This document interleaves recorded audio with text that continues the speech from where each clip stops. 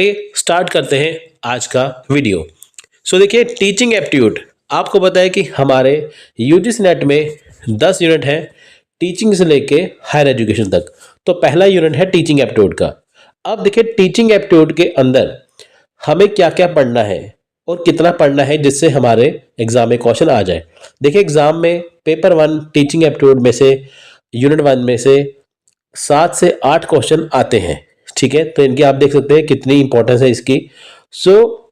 यहाँ पे teaching aptitude start करने से पहले हम देखेंगे कि टीचर कौन है। Who is teacher? टीचर वो पर्सन है जिसके ऊपर स्टूडेंट की सारी जिम्मेदारी होती है। देखिए, teacher, professor, lecturer, assistant professor, अगर हम कुछ भी बात करते हैं तो सबका मतलब एक ही है, वो सब टीचर ही होते हैं। अब देखिए, टीचर वो पर्सन है, वो व्यक्ति है, वो पर्सन है जो जिम्मेदार है हर एक चीज का स्टूडेंट की। क्योंकि देखिए, टीचर के ऊपर बहुत बड़ी जिम्मेदारी है, क्योंकि उसे टाइम पे सिलेबस कंप्लीट करवाना है, चाहे वो स्कूल, कॉलेज, यूनिवर्सिटी कोई भी हो, और उनको स्टूडेंट को ऐसे पढ़ाना है कि जो सिलेबस है उनको स्टूडेंट का कवर करवाने के साथ स्टूडेंट को उस चीज की नॉलेज भी होनी चाहिए। टीचर के पास सारी नॉलेज होती है। अब देखिए, आप सपोज करिए कि मान लीजिए कोई बुक्स पढ़ी है, आपको वो आप पढ़ते हैं, लेकिन अगर आपको कोई चीज समझ नहीं आती, आप किसके पास जाते हैं? आप टीचर के पास जाते हैं। यानी कि कहते हैं ना, गुरु के बिना ज्ञान अधूरा है। आपको बुक्स में से कोई चीज समझ नहीं आ रही, वो काम किसका है समझाने का? टीचर का। अगर टीचर होंगे तो ही स्टूडेंट आगे बढ़ पाएंगे, अगर टीचर नहीं होंगे तो स्टूडेंट आगे नहीं बढ़ पाएंगे। अब देखिए, जैसे आप ये कोर्स कर रहे हैं, आप भी आगे जाके टीचर बनेंगे, है ना? तो आप ही एक रिस्पॉन्सिबल पर्सन बनने वाले हैं। तो इसी बात से देखिए, टीचिंग एप्टीट्यूड क्या है? ये टीचर से ही जुड़ा है। यानी कि एक टीचर जो होते हैं, उसके अंदर जो एप्टीट्यूड होता है टीचिंग का, उसे बोलते हैं टीचिंग एप्टीट्यूड। अब देखिए, टीचिंग एप्टीट्यूड 2 शब्दों से मिलकर बना है, 2 वर्ड से, 2 वर्ड से। Teaching aptitude is comprised of 2 words, teaching and aptitude. अब देखिए, टीचर के अंदर टीचिंग की कैपेसिटी होनी चाहिए, एप्टीट्यूड होना चाहिए, जिससे कि वो टीचर बनते हैं। यानी कि देखिए, हर एक पर्सन टीचर नहीं बन सकता, जिसके अंदर काबिलियत होती है वो ही टीचर बनता है। अब देखिए, what is teaching? In the field of education, teaching is the concerted sharing of knowledge and experience, effective interaction between the teacher and the student. अब देखिए, टीचिंग क्या होती है? टीचिंग वो चीज है जो टीचर और स्टूडेंट के बीच में होती है, एक स्पेशल इंटरेक्शन होता है, हम उसे बोलते हैं टीचिंग। यानी कि एक तरफ टीचर है, एक तरफ स्टूडेंट है, दोनों के बीच में देखिए जो इंटरेक्शन हो रहा है उसे बोलते हैं टीचिंग। अब टीचिंग होती क्या है कि टीचर के द्वारा अपनी नॉलेज को शेयर करना, अपने एक्सपीरियंस को शेयर करना। अब देखिए, आप यूजीसी नेट की तैयारी कर रहे हैं, मैं आपको पढ़ा रहा हूं, तो देखिए, मैं अपनी नॉलेज आपके साथ शेयर कर रहा हूं। मैं आपको वो भी चीजें इसके अंदर बता दूंगा जो इसके अंदर लिखी भी नहीं है, एक्स्ट्रा नॉलेज आपको मैं यहाँ पे दे दूंगा। तो वो काम किसका है? टीचर का। लेकिन वो करेगा किससे? टीचिंग के द्वारा। अब हम नेक्स्ट बात करते हैं, व्हाट इज एप्टीट्यूड? टीचिंग तो हमने देख लिया, लेकिन अभी एप्टीट्यूड क्या है? देखिए, aptitude is a natural ability to do something. यानी कि जो देखिए, जो एप्टीट्यूड होता है वो नेचुरल एबिलिटी होती है कुछ करने की। देखिए, हर एक व्यक्ति में नहीं होती, हर एक पर्सन टीचर नहीं बन सकता। कौन टीचर बनेगा? जिसके अंदर एप्टीट्यूड होता है। एक टीचर है, उसके अंदर स्किल है टीचिंग का, लेकिन एप्टीट्यूड के बिना वो टीचर नहीं बन सकते, है ना? हर एक के अंदर पढ़ाने की जो कैपेसिटी है वो नहीं होती। कैरेक्टरिस्टिक्स देखिए क्या होते हैं एप्टीट्यूड के? It is a symptomatic or suggestive of one's ability for a particular work or job. अब देखिए, किसके अंदर, यानी कि किसी पर्सन के अंदर अपने वर्क को, अपने जॉब को लेके कुछ देखिए चीज एबिलिटी होती है, ठीक है, कुछ एबिलिटी होती है, उसे बोलते हैं एप्टीट्यूड। यानी कि एक टीचर है, उसके अंदर एबिलिटी है अपने काम के लिए, काम मतलब उनकी जॉब है पढ़ाने की। अगर जो देखिए टीचर है अच्छी तरह से पढ़ाएंगे आपको, है ना? होता है ना, देखिए बहुत सारे टीचर होते हैं, लेकिन बच्चों के कुछ ही टीचर फेवरेट होते हैं। कुछ ऐसे टीचर होते हैं जो आपको सारी चीजों को आसानी से समझा देते हैं। यानी कि वो अपने काम को क्या कर रहे हैं? अच्छे से कर रहे हैं, उनके अंदर एप्टीट्यूड है अपने वर्क को स्मूथली करने के लिए। नेक्स्ट देखिए, it is a present condition with a future reference to person's potential ability to do something. अब देखिए जो प्रेजेंट कंडीशन होती है उसको फ्यूचर रेफरेंस के साथ जोड़ के पढ़ाने की जो क्षमता होती है, कुछ करने की जो क्षमता होती है, ठीक है, उसे बोलते हैं एप्टीट्यूड। यानी कि जो प्रेजेंट कंडीशन है, आज की कंडीशन, उसके साथ साथ देखिए जो फ्यूचर का वो रेफरेंस देते हैं, है ना, तो वो आती है एप्टीट्यूड के अंदर। जैसे आजकल देखिए क्या है, हम पढ़ रहे हैं, जैसे पहले क्या होता था, हम पढ़ते थे कॉलेज में, स्कूल में, है ना, आजकल क्या है, ऑनलाइन स्टडी हो गई है। तो आजकल प्रेजेंट कंडीशन क्या है, ऑनलाइन प्लस ऑफलाइन। आगे जाके क्या कंडीशन होगी उसका रेफरेंस देके चीजों को करवाना। So teaching aptitude is a natural ability to teach. It involves the study of student teacher relationship is a control in a control environment.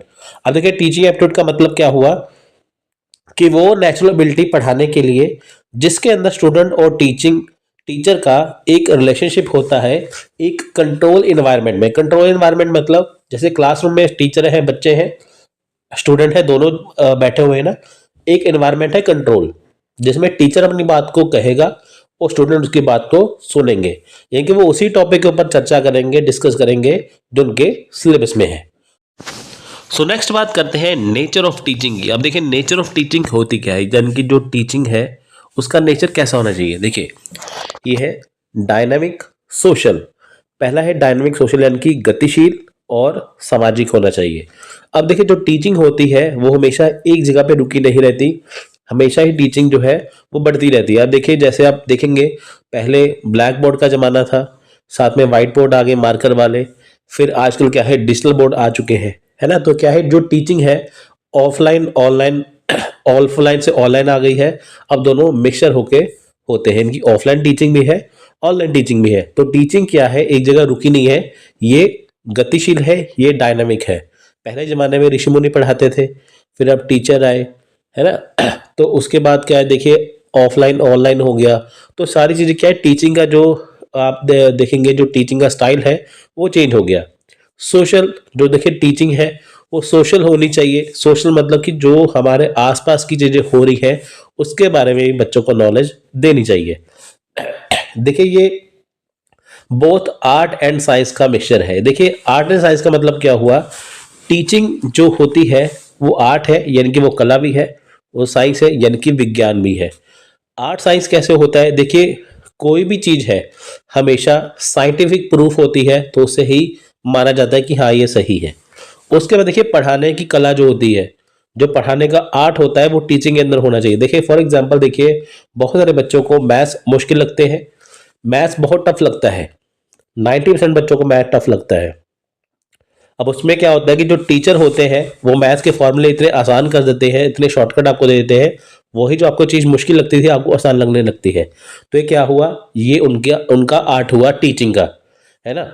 उसके बाद देखिए हिस्ट्री बहुत मुश्किल लगती है, उसमें डेट्स याद करनी मुश्किल लगती है, तो उसमें क्या है वो ट्रिक्स बताते हैं जिससे आपको वो आसानी से याद हो जाते हैं, तो वो भी आर्ट हो गया।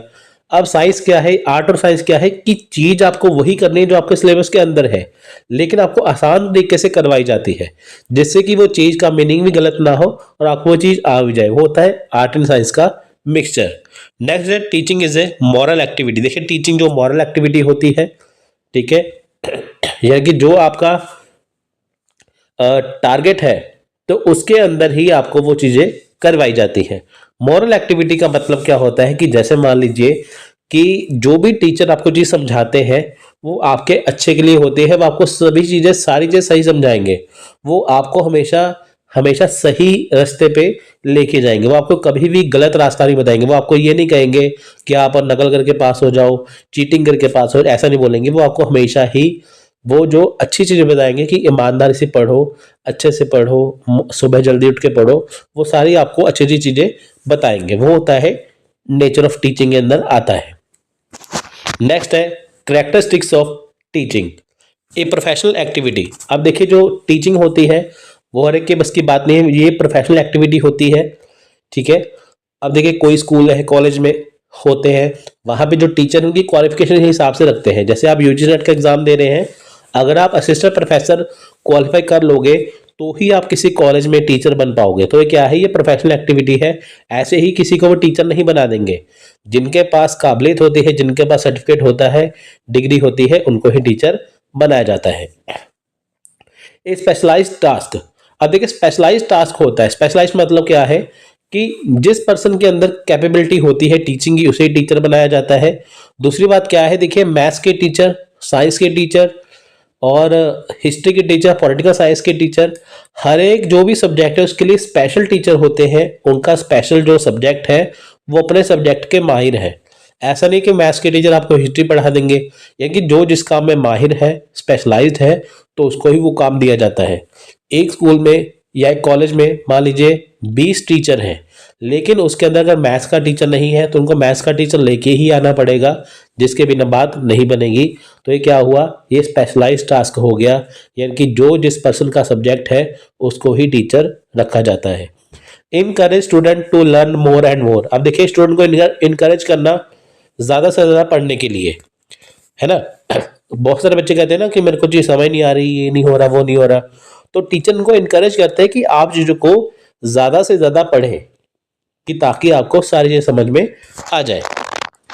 And interactive process. Interactive process क्या है, एक तरफ टीचर है, एक तरफ स्टूडेंट है क्लास में, तो उसके अंदर क्या होता है कि इंटरेक्टिव प्रोसेस होता है कि जो टीचर बच्चों को सब्जेक्ट पढ़ा रहे हैं, टॉपिक पढ़ा रहे हैं, तो स्टूडेंट उसे ध्यान से सुनते हैं।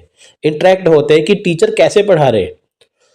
अब देखिए आपको ये जो चीज़ें मैं आपको पेपर वन के अंदर पढ़ा रहा हूँ, ये चीज़ें आपको बहुत सारी बुक्स में नहीं मिलेंगी। ये आपको यहीं पे जो आपको पढ़ा रहा हूँ यही इस क्लास के अंदर मिलेंगी, क्योंकि आपको मैं वो चीज़ें करवा रहा हूँ कि जो आपके एग्जाम के लिए ज़रूरी है, इससे बाहर कुछ नहीं आएगा। तो ये क्या है, इंटरेक्टिव प्रोसेस है कि जो आपको पढ़ाया जा रहा है, जो एक टीचर स्टूडेंट को पढ़ा रहे हैं, तो वो क्या है, वो टीचर अपने हिसाब से ऐसे पढ़ाते हैं कि बच्चों को वो आसानी से समझ में आ जाता है। तो क्या है, इंटरेक्टिव प्रोसेस होता है। एक होता है कि टीचर पढ़ाते हैं बच्चे बोर हो जाते हैं, वो नहीं। उसमें क्या है, इंटरेक्टिव प्रोसेस क्या है कि जो टीचर बच्चों को पढ़ा रहे हैं, जिस सब्जेक्ट को पढ़ा रहे हैं, स्टूडेंट भी उसे इंटरेस्ट लेके पढ़ रहे हैं। नेक्स्ट है provide formal as well as informal education. अब देखिए फॉर्मल एजुकेशन तो देना ही है, इनफॉर्मल भी एजुकेशन देना।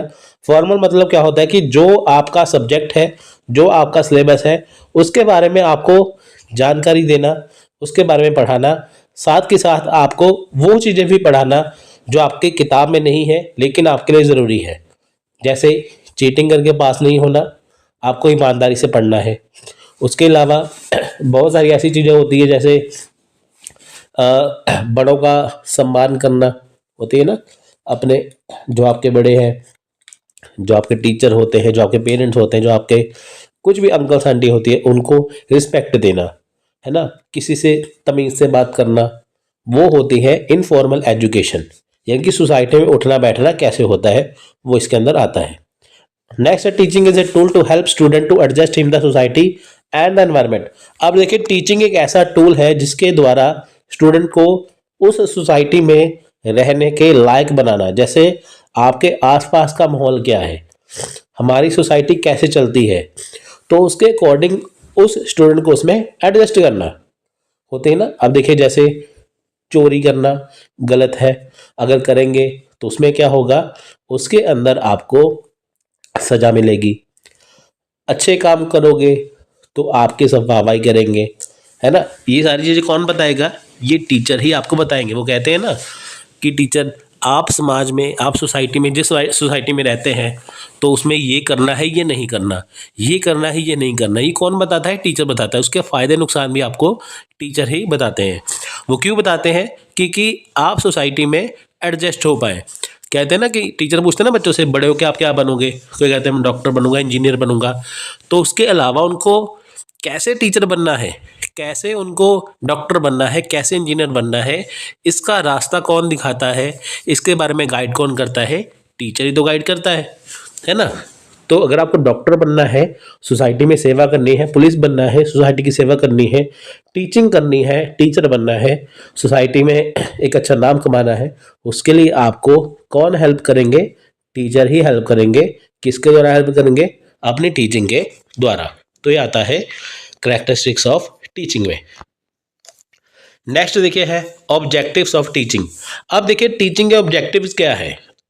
टीचिंग क्यों जरूरी है, इसके उद्देश्य क्या होते हैं। To shape behaviour and conduct.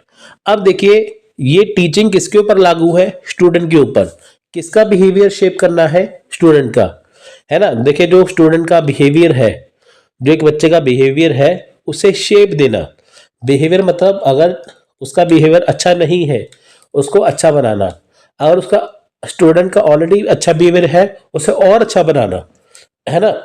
तो पॉजिटिव वे में लेके आना हर एक चीज को, ये किसका काम है। अगर आपके मन में देखिए कुछ इंफॉर्मेशन गलत है, आपके दिमाग में किसी बारे में कुछ इंफॉर्मेशन गलत है, जब टीचर आपको वही चीज समझाते हैं, वो आपको अच्छे से समझाते हैं, तो आपको वो अधूरी इंफॉर्मेशन जो होती है, इनकम्प्लीट इंफॉर्मेशन होती है, वो आपको कंप्लीट इंफॉर्मेशन मिलती है, तो आपको चीजों की सारी समझ में आ जाती है। तो इससे क्या है, आपका जो बिहेवियर पहले नेगेटिव था अब क्या है, पॉजिटिव हो गया। तो किसकी वजह से हुआ, टीचर की वजह से हुआ। ये ऑब्जेक्टिव है टीचिंग का। नेक्स्ट देखिए, to improve the learning skills of student. अब देखिए जो लर्निंग के स्किल्स हैं स्टूडेंट के, उसको इंप्रूव करना। टीचर कहते हैं ना सुबह जल्दी उठ के पढ़ो, इतने बजे तक पढ़ो, इतनी देर पढ़ो, है ना।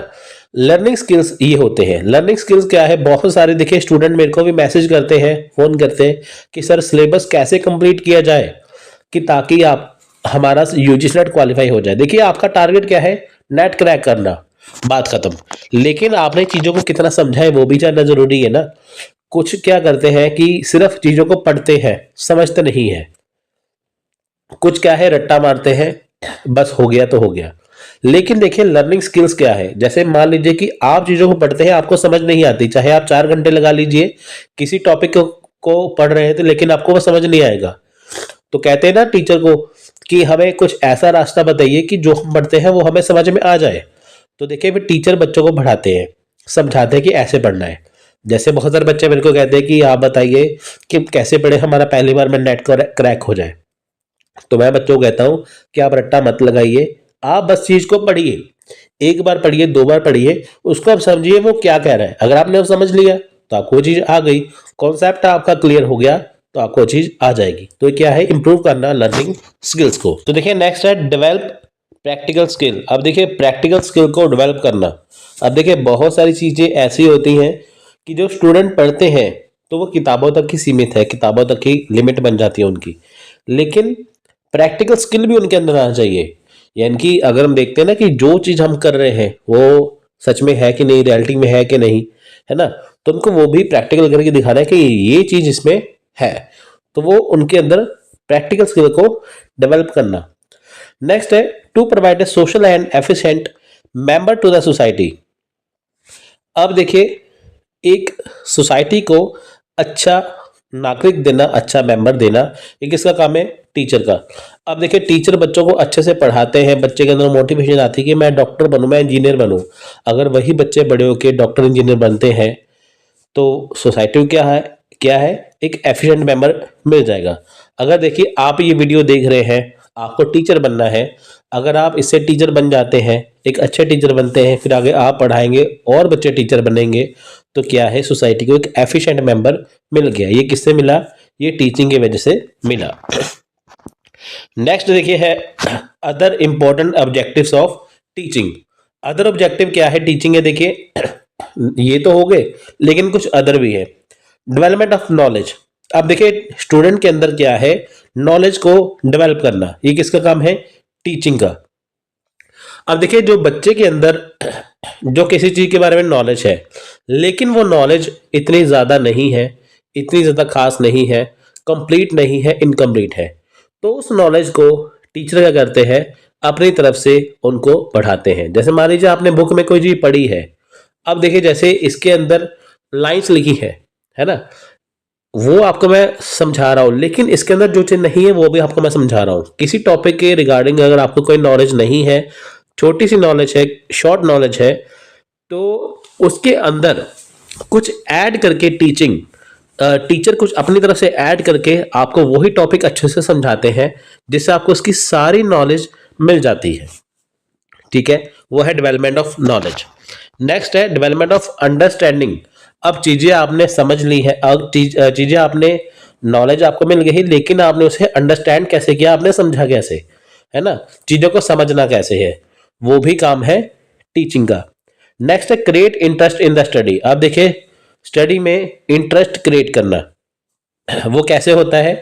अब देखिए मान लीजिए आपको डॉक्टर बनना है या आपको टीचर बनना है। टीचर आपको बनना है लेकिन आपका स्टडी में इंटरेस्ट नहीं है, बिना स्टडी के बिना यूजीसी नेट के आप टीचर बन नहीं पाएंगे। तो इसके लिए क्या है, आपको इंटरेस्ट पैदा करना होगा। इंटरेस्ट क्यों नहीं होता, क्योंकि हमें चीज़ें मुश्किल लगती हैं। आपको यूजीसी नेट क्वालिफाई करना है लेकिन आपको मैथ्स मुश्किल लगता है, आपको पेपर 1 मुश्किल लगता है, पेपर 2 मुश्किल लगता है। क्योंकि आपको मुश्किल लगता है इसलिए आपका इंटरेस्ट नहीं है। इंटरेस्ट कैसे जगाया जाता है कि जैसे आपको वो चीज़ जो आपको मुश्किल लगती है वो आपको आसानी से मिल जाए, आसानी से आ जाए। अगर आपको पेपर 1 में टीचिंग एप्टीट्यूड मुश्किल लगता है, अगर आप ये वीडियो देखेंगे आपको अब ये चीज़ आसान लगने लग जाएगी। तो होगा क्या, आपको जो मुश्किल लगता था आपको आसान लगने लगेगा, तो आपका इंटरेस्ट बन जाएगा। ये किसका काम है, ये टीचिंग का काम है। डेवलपमेंट ऑफ एप्टीट्यूड, एप्टीट्यूड का डेवलप करना, यानी कि जो चीज आपके अंदर कैपेबिलिटी नहीं है उसको डेवलप करना ही काम है टीचिंग का। नेक्स्ट है role of teacher in teaching. अब देखिए टीचर का रोल क्या है टीचिंग के अंदर, ये बहुत ज़्यादा इंपॉर्टेंट है। अब देखिए good quality, good teacher quality. अब जो टीचर है उसकी क्वालिटी है वो अच्छी होनी चाहिए, गुड होनी चाहिए, क्योंकि उसे अपने सब्जेक्ट की नॉलेज होनी चाहिए। कोऑपरेटिव टीचिंग क्या होती है कि जैसे मान लीजिए टीचर ने स्टूडेंट को पढ़ा दिया, स्टूडेंट को कोई चीज़ नहीं समझ में आ रही तो टीचर से ही पूछेंगे ना, तो टीचर उनको आसानी से कॉन्सेप्ट को क्लियर करवा दे। जितनी बार बच्चों को मान लीजिए समझ में नहीं आ रहा, टीचर का काम है बच्चों को आसानी से समझाना, चाहे वो कितनी बार भी पूछे। यानी कि टीचर कोऑपरेटिव होना चाहिए, बच्चे उनके पास जाने से डरे नहीं। ठीक है, तो वो होती है कोऑपरेटिव टीचिंग, यानी कि स्टूडेंट के मन में जो भी डाउट है टीचर को क्लियर करना जरूरी है। माइक्रो टीचिंग होती है जिसमें देखिए छोटे छोटे लेक्चर होते हैं, छोटे छोटे जैसे 20 मिनट के लेक्चर हो गए, वो होती है माइक्रो टीचिंग जिसके अंदर एक ही टीचर होते हैं। नेक्स्ट है मैक्रो टीचिंग जिसके अंदर एक से ज़्यादा टीचर होते हैं, जो कि 20 मिनट से ज़्यादा होता है टीचिंग। एक क्लास के अंदर जो बच्चे पढ़ाते हैं वो होते हैं मैक्रो टीचिंग। टीम टीचिंग क्या है, जब 2 या 2 से ज़्यादा टीचर मिलके पढ़ाते हैं उसे बोलते हैं टीम टीचिंग। नेक्स्ट है question answer technique in teaching. अब देखिए क्वेश्चन आंसर टेक्निक क्यों ज़रूरी है।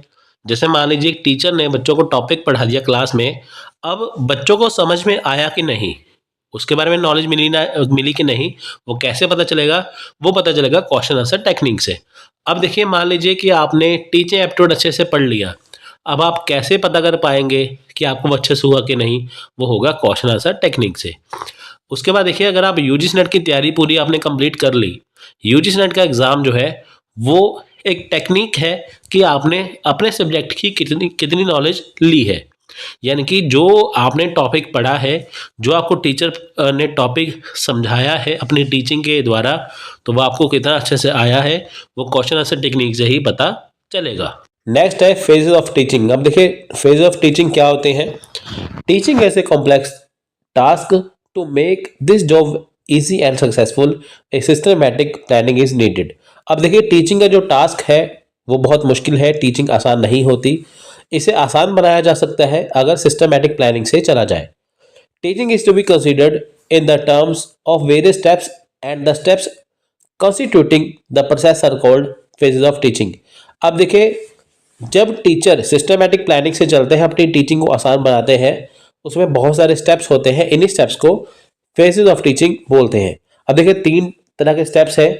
पहला है फर्स्ट नंबर पे pre active phase of teaching यानी कि प्लानिंग स्टेज, इंटरेक्टिव फेज यानी कि इम्प्लीमेंटेशन स्टेज, थर्ड है पोस्ट एक्टिव फेज यानी कि एवोल्यूशन स्टेज।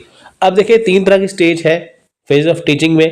पहली है pre active phase of teaching यानी कि प्लानिंग स्टेज। अब देखिए इसमें टीचर क्लासरूम में नहीं है, टीचर अपने घर पे है, ये कहीं पे भी है, अपने लेसन को प्लान कर रहे हैं कि बच्चों को कल क्या पढ़ाना है। देखिए जो बच्चों को कल पढ़ाना होता है ना, टीचर उसकी प्रेपरेशन करके आते हैं, पूरी प्लानिंग करके आते हैं कि क्या चीज़ें मुश्किल है उसे आसान कैसे बनाया जाए, बच्चों को कैसा समझाना है, कितना समझाना है कि बच्चों को समझ में आ जाए।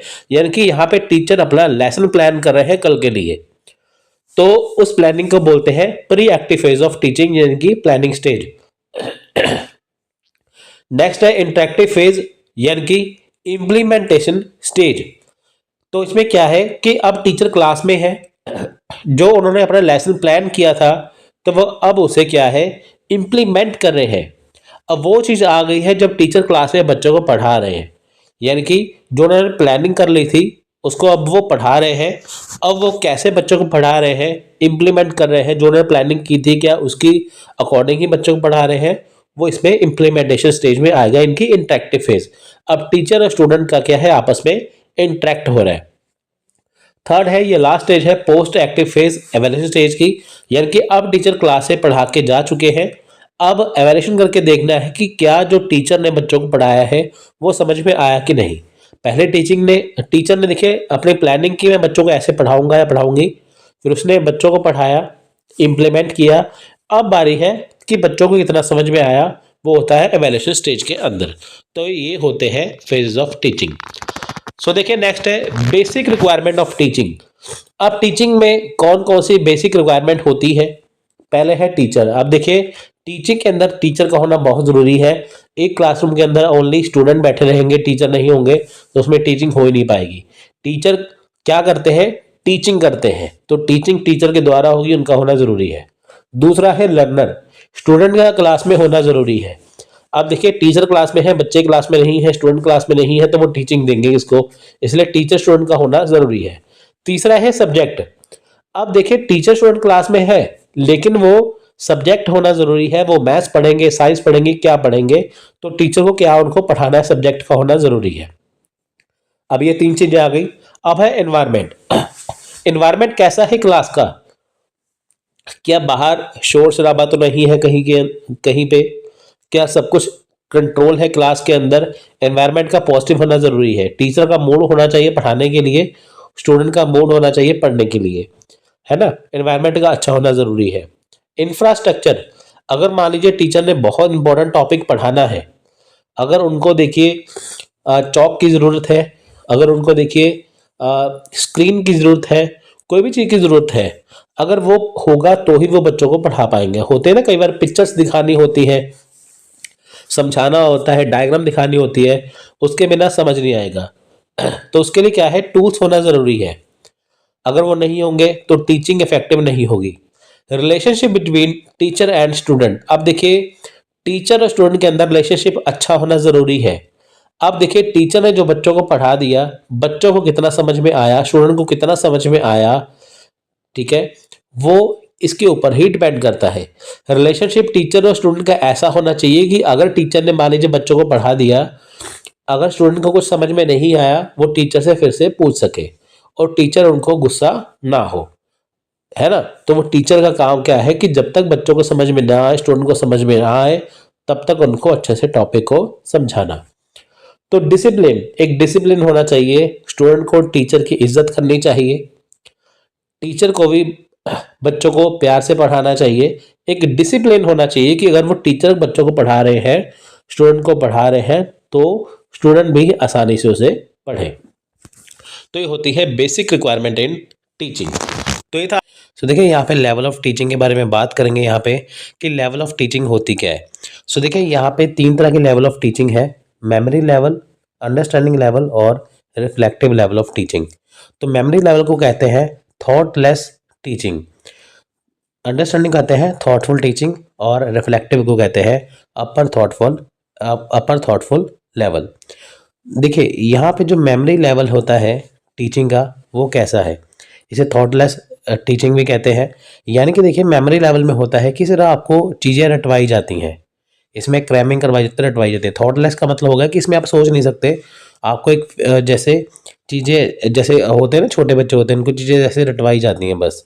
जैसे फॉर एग्जांपल आप मान के चलिए कि इंडिया कब आज़ाद हुआ था, 1947 को, है ना। तो ऐसे आपको सिर्फ नंबर्स वहाँ पे होते हैं, मेमोरी लेवल में सिर्फ आपको ये चीज़ें बताई जाती हैं बस शॉर्ट में। तो उसमें क्या है, आपको सिर्फ चीज़ें रटवाई जाती हैं, वो पहला लेवल होता है मेमोरी लेवल का, सिर्फ आपको यहाँ पे चीज़ें याद करनी है। अंडरस्टैंडिंग लेवल में क्या होता है, थॉटफुल टीचिंग। इसमें आप चीज़ों को समझते हैं। जब मान लीजिए कि जो स्टूडेंट है वो 5th क्लास से ऊपर हो गया है, 6-7 में चला गया है ना, और 10th तक चला गया है, तो उसमें क्या है कि आपको चीज़ें समझाई जाती हैं, आपको पूरी चीज़ें होते हैं ना। जैसे छोटे छोटे बच्चों को क्या होता है, मेमोरी लेवल में क्वेश्चन आंसर देते हैं टिक मार्क करने के लिए, ऐसे करके है ना, ट्रू फॉल्स देते हैं ऐसे करके। अंडरस्टैंडिंग में क्या है, फिर आपको क्वेश्चन को एक्सप्लेन करना है आंसर को। इसमें आपको थॉटफुल टीचिंग दी जाती है, चीज़ें क्यों हुई है वो आपको सारी इसमें बताई जाती हैं कि ये चीज़ ऐसे हुई है, वो क्यों हुई है, किस हिसाब से हुई है, पूरा आपको समझाया जाता है ए टू जेड। इसमें आप इसमें चीज़ों को समझते हैं, यानी कि इसमें जो टीचर है अपनी टीचिंग के द्वारा बच्चों को पूरा अंडरस्टैंड करवाते हैं, जो स्टूडेंट है इसमें वो चीज़ों को समझते हैं। तो ये लेवल ऑफ टीचिंग का दूसरा लेवल है, अंडरस्टैंडिंग लेवल। यहाँ पे बच्चों को थॉटफुल तरीके से अंडरस्टैंड करवाया जाता है चीज़ों को। जैसे आप देखिए, मान लीजिए कि आप अगर कोई भी चीज़ पढ़ते हैं तो आप उसको पढ़ते हैं ना कि ये कहाँ से स्टार्ट हुई है, कहाँ पे ख़त्म हुई है, इसका पूरा वो क्या है, वो सारी चीज़ इसमें आती हैं। रिफ्लेक्टिव लेवल होता है अपर थॉटफुल लेवल। यानी कि देखिए, रिफ्लेक्टिव लेवल में क्या है कि जो आपने चीज़ पढ़ ली है वो आपके अकॉर्डिंग सही है, गलत है, क्या है, आप उसमें क्या क्या चेंजेस कर सकते हैं, आप उसमें क्या ऐड कर सकते हैं, आप उसमें रिफ्लेक्ट करके देखते हैं, चिंतन करके देखते हैं कि क्या जो चीज़ें आपको बताई गई है क्या वो सही है, गलत है। क्योंकि देखिए, जब आपने वो चीज़ रट ली, फिर आपने वो समझ ली। रिफ्लेक्टिव लेवल में होता है कि जो चीज़ आपको समझाई जा रही है तो आप उसमें क्या है, क्वेश्चन आंसर करते हैं साथ में, है ना। आप पूछते हैं टीचर को, जब आपको टीचर जी समझाते हैं ना ऐसे करके, फिर आप पूछते हैं नहीं ये तो ऐसी थी, ये वैसे थी, फिर आप अपने तरफ से कुछ ना कुछ उसमें ऐड करते हैं। यानी कि आप उसको समझते हैं ध्यान से, उसमें चीज़ों को गलतियाँ निकालते हैं, वो है reflective level of teaching. So देखिए, यहाँ पे वही बात है, memory level of teaching. Memory teaching at memory level is consider to be at the lowest level of teaching. ये सबसे लोएस्ट लेवल है टीचिंग का, सबसे बेसिक है। तो ये गिवन बाय है, यानी कि दिया है जॉन फ्रेडरिक हर्बर्ट ने। इनकी हर्बर्ट ने मेमोरी लेवल ऑफ टीचिंग दिया है। क्वेश्चन आता है एग्जाम में कि बताइए कि मेमोरी लेवल ऑफ टीचिंग किसने दिया है, तो वो है Herbert. It is the first and thoughtless level of teaching, mainly include the oral examination and written examination, mainly teacher centred. अब देखिए, टीचर सेंटर्ड है, क्वेश्चन कई बार आता है कि बताइए इसमें कौन सा टीचर सेंटर्ड है या स्टूडेंट सेंटर है। तो मेमोरी लेवल देखिए, वो टीचर सेंटर होता है, जो आपको टीचर ने समझाना है, बताना है, आपको वही करना है। तो इसमें ओरल एग्जामिनेशन होता है, जैसे छोटे बच्चों को होता है ना, ओरल और रिटन दोनों ही होता है। रिटन भी होता है थोड़ा सा ही, लेकिन इसमें ओरल ज़्यादा होता है। अंडरस्टैंडिंग लेवल जो है वो मॉरिसन ने दिया है, ठीक है। इसमें जो अंडरस्टैंडिंग लेवल है टीचिंग का, वो थोड़ा सा हायर क्वालिटी का होता है। इसमें ऑब्जेक्टिव टाइप क्वेश्चन आपके आते हैं, एक क्वेश्चन होता है, 4 उसके आंसर होते हैं, आप उसको इसमें एक से सही, उसमें से एक सही चुनना है। At this level learner get to know about the meaning of concept, generalisation, principle and the theory along with their application. वही जो आपने मैंने बताया था ना अंडरस्टैंडिंग में, कि जो कॉन्सेप्ट है उसका मीनिंग क्या है, उसका पर्पस क्या है, वो थ्योरी क्या है, वो इसमें पूरी आपको समझाई जाती है। नेक्स्ट है रिफ्लेक्टिव लेवल ऑफ टीचिंग, ये दिया है हंट ने। इसमें ऐसे टाइप क्वेश्चन पूछे जाते हैं, इनकी इसमें बड़े बड़े क्वेश्चन पूछे जाते हैं और साथ में इवैल्यूएशन इसमें होता है। और इसमें देखिए, it also means thinking deeply about something. इसमें आप जो चीज़ समझते हैं वो डीपली समझते हैं। इसमें ये प्रॉब्लम सॉल्विंग टेक्निक है, इसमें जो आपके सामने प्रॉब्लम आती है आप उसे सॉल्व करते हैं, ये स्टूडेंट सेंट्रिक अप्रोच है। और it also leads to the development of creative skills. जो आपके दिमाग में क्रिएटिव स्किल्स हैं तो वो इसमें डेवलप होते हैं, यानी कि जो आपको चीज़ समझाई गई है, आपने वो पढ़ी है अच्छे से, तो उसमें आप क्या करते हैं, अपनी तरफ से कुछ ऐड करते हैं, कुछ उसमें से शॉर्ट करते हैं, कुछ उसमें ऐड करते हैं, वो सारी चीज़ें इसमें आती हैं। मेमोरी लेवल बिल्कुल बेसिक लेवल है, अंडरस्टैंडिंग में चीज़ों को समझते हैं। और रिफ्लेक्ट में क्या है, हम एवेल्यूशन करते हैं चीज़ों को समझ के। तो ये है टीचर सेंटर्ड, ये है स्टूडेंट सेंटर। अब हम बात करेंगे लर्निंग डिसेबिलिटी की। अब देखिए, बहुत सारे डिसेबिलिटी होती है। डिसेबिलिटी का मतलब होता है कि पढ़ने में दिक्कत आना। बहुत सारे स्टूडेंट ऐसे होते हैं जिनको पढ़ने में दिक्कत आती है, तो कौन कौन से टर्म्स हैं हम जानते हैं। देखिए, लर्निंग डिसेबिलिटी या लर्निंग डिसऑर्डर, ये अम्ब्रेला टर्म है लर्निंग प्रॉब्लम्स की, यानी कि बहुत सारी लर्निंग प्रॉब्लम जो होती है वो डिसेबिलिटी के अंदर आती है। तो देखिए, जो लर्निंग डिसेबिलिटी होती है ये कोई प्रॉब्लम नहीं है। अगर हम स्टूडेंट को देखिए मोटिवेशन दें तो वो उसको सही कर सकते हैं। तो मोस्ट कॉमन कौन सी है, reading, writing, maths, reasoning, listening and speaking. ऐसा नहीं है कि मैथ रीजनिंग अगर किसी का वीक है तो उसको कोई डिसेबिलिटी है, ठीक है, ऐसा नहीं है। देखिए, जैसे जोड़ना होता है ना, तो उसमें कमी हो जाती है, जैसे प्लस करने में, माइनस करने में, ऐसे, तो वो होती है डिसेबिलिटी। तो देखिए, यहाँ पे आपको मैं बताता हूँ। पहली है डिसलेक्सिया। डिस का मतलब है डिफिकल्टी, लेक्सिया मतलब होता है रीडिंग।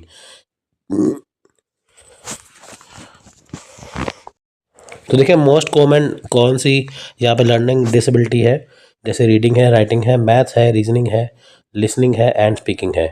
अगर जैसे किसी का मैथ रीजनिंग कमज़ोर है तो इसका मतलब ये नहीं उसे डिसेबिलिटी है, इसमें अलग से चीज़ें आती हैं। देखिए जैसे किसी को पढ़ने में दिक्कत आना, लिखने में दिक्कत आना, सुनने में दिक्कत आना, बोलने में दिक्कत आना, वो चीज़ें। जैसे फॉर एग्जांपल यहाँ पे देखिए टाइप्स है लर्निंग डिसेबिलिटी की। डिसलेक्सिया, डिस का मतलब होता है डिफ़िकल्टी, लेक्स का मतलब होता है रीडिंग, यानी कि जिसको पढ़ने में दिक्कत आती है। जैसे जो पढ़ते हैं वो आपने देखा होगा जो बहुत सारे स्टूडेंट हैं डिसलेक्सिया की जिनको प्रॉब्लम होती है, वो सही से पढ़ नहीं पाते है ना, वो शब्दों को पहचान नहीं पाते, शब्दों को जोड़ नहीं पाते, तो पढ़ने में दिक्कत आना जो होती है उसे बोलते हैं डिसलेक्सिया। नेक्स्ट है डिस्प्रैक्सिया, यानी कि डिफ़िकल्टी किस में है, टू डू, यानी कि कुछ करने में। तो डिस्प्रैक्सिया है वो कुछ भी एक्टिविटी करते हैं तो उसमें उनको प्रॉब्लम आती है, तो डिस्प्रैक्सिया है। नेक्स्ट है डिसग्राफिया, डिसग्राफिया होता है लिखने में दिक्कत आना, यानी कि जो भी चीज़ें होती हैं उनको स्पेलिंग समझ नहीं आते, वो लिखते कुछ और है, जैसे मात्रा की गलती हो जाना, है ना, तो शब्दों की जो बनावट है उसमें फ़र्क आ जाना, वो चीज़ें। नेक्स्ट है डिसकैलकुलिया, डिसकैलकुलिया होता है कि दिक्कत आना काउंटिंग करने में, काउंटिंग मतलब कि वो काउंटिंग कर नहीं पाते। देखिए क्लास में बहुत सारे बच्चे होते हैं जो अच्छे से पढ़ लेते हैं, लेकिन कुछ ऐसे बच्चे होते हैं जिनका जो माइंड का लेवल है वो इतना सही नहीं होता। हर एक बच्चे देखिए कुछ ना कुछ स्कूल में ऐसे होते हैं तो जिनको काउंटिंग नहीं आती, तो होते हैं डिसकैलकुलिया। कैलकुलेशन से आप सुन सकते हैं, देख सकते हैं कि कैलकुलिया की बात हो रही है। नेक्स्ट है एपीडी, यानी कि ऑडिटरी प्रोसेसिंग डिसऑर्डर, जिनको देखिए सुनने में प्रॉब्लम है ना, सुनने में प्रॉब्लम होती है, इनकी टीचर कहते कुछ है वो सुनते कुछ है। एफेसिया, डिफ़िकल्टी इन स्पीच, यानी कि जिनको बोलने में दिक्कत आती है वो होता है एफेसिया, यानी कि जो डरते हैं बोलने से, है ना, वो कर नहीं पाते। तो कहीं पे भी जैसे कि उनको क्लास में कोई टीचर जैसे खड़ा कर दे कुछ पूछने के लिए, तो वो बोल ही नहीं पाते, है ना, डर जाते हैं। वो है बोलने में दिक्कत आना, वो शब्दों को बोलते हैं लेकिन वो बोल ही नहीं पाते। अब हम बात करेंगे लर्निंग करैक्टरिस्टिक्स के बारे में। देखिए characteristics of adolescent and adult learner. अब देखिए जो लर्निंग करैक्टरिस्टिक्स कौन से हैं, पहला है पर्सनल करैक्टरिस्टिक्स। अब देखिए ये जो often related to demographic information such as age, gender, maturation और language, social economic status, cultural background and specific needs of a learner group such as particular skill and disability for and or impairments to learning। अब देखिए यहाँ पे personal characteristics क्या है। देखिए learner characteristics का मतलब होता है कि जो जो लर्नर है उनकी विशेषताएं क्या है। अब देखिए यहाँ पे क्या है, पर्सनल करेक्टरिस्टिक्स होता है कि एज के हिसाब से, जेंडर के हिसाब से, लैंग्वेज के हिसाब से, सोशल इकोनॉमिक स्टेटस के हिसाब से, कल्चरल बैकग्राउंड के हिसाब से, है ना। जो कई बच्चों में स्किल्स अच्छे होते हैं, कईयों में डिसएबिलिटी पाई जाती है। अब देखिए यहाँ पे क्या होता है कि आपका जो लेवल है, जैसे अब हम कहते हैं ना कि साउथ इंडिया के जो लोग होते हैं वो बहुत ज़्यादा पढ़े लिखे हैं, केरला के लोग हैं वो बहुत ज़्यादा पढ़े लिखे हैं, बिहार के लोग हैं कम पढ़े लिखे हैं। क्यों क्यों होता है ऐसा? क्योंकि देखिए वहाँ पे जो उनका कल्चरल बैकग्राउंड है वो वैसा है ना। अगर आपको एक बैकग्राउंड ऐसा मिलेगा, जैसे आपके मान लीजिए कि घर में सारे पढ़े लिखे हो, ऑफिसर हो, तो बच्चे भी बड़े होके वही अफसर बनते हैं। लेकिन घर में जो काम होता है ना, अगर जो घर में पढ़ने लिखने वाला माहौल ना हो तो बच्चे वो नहीं कर पाते। तो पर्सनल करैक्टरिस्टिक्स होता है कि आपका जो अपना माहौल कैसा है आसपास का, वो आपके ऊपर इम्पैक्ट करेगा। अगर पढ़ने लिखने वाला अच्छा माहौल है तो आप देखेंगे कि वहाँ पे आपके ऊपर अच्छा इफेक्ट पड़ेगा, तो आपका जो करैक्टर है वो अच्छा बनेगा। हम कहते हैं ना साउथ इंडिया के बहुत ज़्यादा पढ़े लिखे लोग हैं, वहाँ से देखिए आईएएस आईपीएस बहुत ज़्यादा बनते हैं। हर एक का गोल है आईएएस आईपीएस बनना, बनते बहुत ज़्यादा है वहाँ से, है ना। तो वहाँ का उनका माहौल ऐसा है। नेक्स्ट है एकेडमिक करैक्टरिस्टिक्स। अब देखिए ये क्या है, are more education and or learning related such as learning goals, prior knowledge, education type and education level. Academic characteristics होती है कि आपका जो लर्निंग का गोल कैसा है, आप किस लिए पढ़ रहे हैं, है ना। आपके पास प्रायर नॉलेज है, जैसे मान लीजिए कि क्लास में अगर कोई बच्चे पढ़ते हैं तो जो टीचर टॉपिक पढ़ा रहे हैं उनको पहले से कई स्टूडेंट को पहले से उनके बारे में नॉलेज होती है। फॉर एग्जांपल जैसे आप ये मेरी वीडियो देख रहे हैं, बहुत सारे बच्चों को इनको पहले से नॉलेज होगी कि हाँ इस चीज़ को कहते क्या है, तो उनको वो चीज़ें जल्दी से समझ में आ जाएंगी। तो होता है करैक्टर एकेडमिक करैक्टरिस्टिक्स। नेक्स्ट है सोशल इमोशनल करेक्टरिस्टिक्स। अब देखिए ये रिलेटेड है ग्रुप और individual with the respect of the group. Example social emotional characteristics are group structure, place of the individual within a group, sociability, self image. Social emotional characteristics यहाँ पे होता है कि जो आपका सोशल, जो आपका ग्रुप है वो कैसा है। देखिए जो आपकी सेल्फ इमेज है वो आप कैसी बनाई है आपने, है ना, उसके ऊपर डिपेंड करता है। आप किस जगह से आते हैं, आपका समाज में कैसा बिहेवियर है, आपका ग्रुप कैसा है, पढ़ने लिखने वाला क्या है ना, वो चीज़ें इसके अंदर आती हैं। इसका बहुत ज़्यादा प्रभाव पड़ता है। अगर आप चीज़ें पढ़ना चाहते हैं लेकिन सोशल ग्रुप आपका अच्छा है, अगर आप अच्छी एक्टिविटी करते हैं तो आपको बहुत ज़्यादा हेल्प मिलती है। नेक्स्ट है कोग्निटिव करेक्टरिस्टिक्स।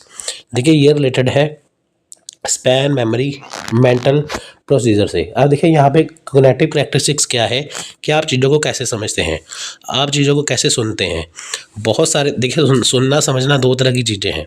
बहुत सारे ऐसे लर्नर होते हैं, स्टूडेंट्स होते हैं जो चीज़ों को पहली बार सुनते हैं, समझ लेते हैं, लेकिन बहुत सारे ऐसे स्टूडेंट होते हैं जिनको बार बार चीज़ों को समझाना पड़ता है ना। तो होता है कोग्निटिव करेक्टरिस्टिक्स।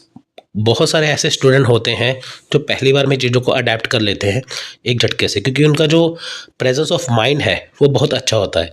कई बच्चे क्या है कि जिनको देर से समझ आती है ना, तो उनका अलग से होता है। तो ये लर्नर करेक्टरिस्टिक्स होते हैं कि अगर आप किसी चीज़ में अच्छे हैं, पढ़ाई में अच्छे हैं, तो ये सारी चीज़ें इसके ऊपर इफेक्ट करती हैं। सो नेक्स्ट है इंडिविजुअल डिफरेंस अमंग लर्नर। अब देखिए जो इंडिविजुअल डिफरेंस क्या है लर्नर में। अब देखिए in case of learning one size fits all is not true. अब देखिए एक ही सब पे फिट तो नहीं होगा ना, तो इंडिविजुअल डिफरेंस क्या है। जैसे आप भी लर्नर है, कोई भी लर्नर, आपका दोस्त भी, सभी लर्नर है, तो ऐसा नहीं है कि सभी एक जैसे ही होंगे। कुछ इसमें होशियार होंगे, कुछ एक्स्ट्रा ऑर्डिनरी होंगे, कुछ इसमें ठीक ठाक होंगे। तो यहाँ पे क्या है कि कुछ ऐसी बातें बताई गई हैं, जैसे for example while some student can not study without loud music, other needs a calm environment. कुछ शांत माहौल में पढ़ना चाहते हैं, कुछ लाउड म्यूजिक में पढ़ना चाहते हैं। तो हो गया ना डिफरेंस। अब इसमें देखिए कौन कौन से डिफरेंस है वो आपको मैं बताता हूँ।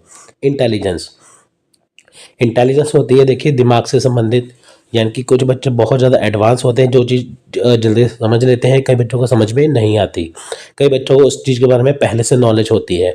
कईयों को करंट अफेयर पढ़ने में मज़ा आता है, तो उनको ऑब्वियस सी बात है कि हर एक चीज़ की नॉलेज होगी। कई चीज़ों को पढ़ते नहीं है, सिर्फ उतना ही पढ़ते हैं जितना एग्ज़ाम के लिए ज़रूरी है। तो होता है इंटेलिजेंस। नेक्स्ट है एप्टीट्यूड। अब देखिए एप्टीट्यूड होता है योग्यता, है ना। योग्यता मतलब होती है कि जो आप चीज़ करने जा रहे हैं, देखिए जैसे आप टीचर बनने जा रहे हैं, आप टीचर बनने के लायक हैं या नहीं, वो एप्टीट्यूड से पता चलता है। हरकतें आपकी स्टूडेंट वाली भी ना हो, लेकिन बनना आपको टीचर है, ऐसा नहीं होता। टीचर बनने के लिए क्या करना ज़रूरी है, वो आपके अंदर एप्टीट्यूड होना चाहिए, है ना। ये चीज़ में आती है। कुछ कहते हैं पढ़ते वगैरह नहीं है, लेकिन उनके सपने बहुत होते हैं, मैं टीचर बनूंगा, मैं ऐसा करूंगा, होता है ना। जैसे बहुत सारे देखिए आप स्टूडेंट ऐसे होते हैं यूजीसी नेट की तैयारी करते हैं, जो सिर्फ एग्ज़ाम से 15-20 दिन पहले पढ़ते हैं, लेकिन उनका सपना है असिस्टेंट प्रोफेसर बनने का। एक वो स्टूडेंट होते हैं जो 1-1 साल से 2-2 साल के से तैयारी करते हैं, उनका सपना है टीचर बनने का। तो आप बताइए कि कौन सा ऐसा स्टूडेंट है जो पास हो सकेगा। वही पास होगा ना जो 1-2 साल से मेहनत कर रहा है अपने टारगेट को लेके, जो पक्का है ना, वही बनेगा ना। तो वो होता है एप्टीट्यूड।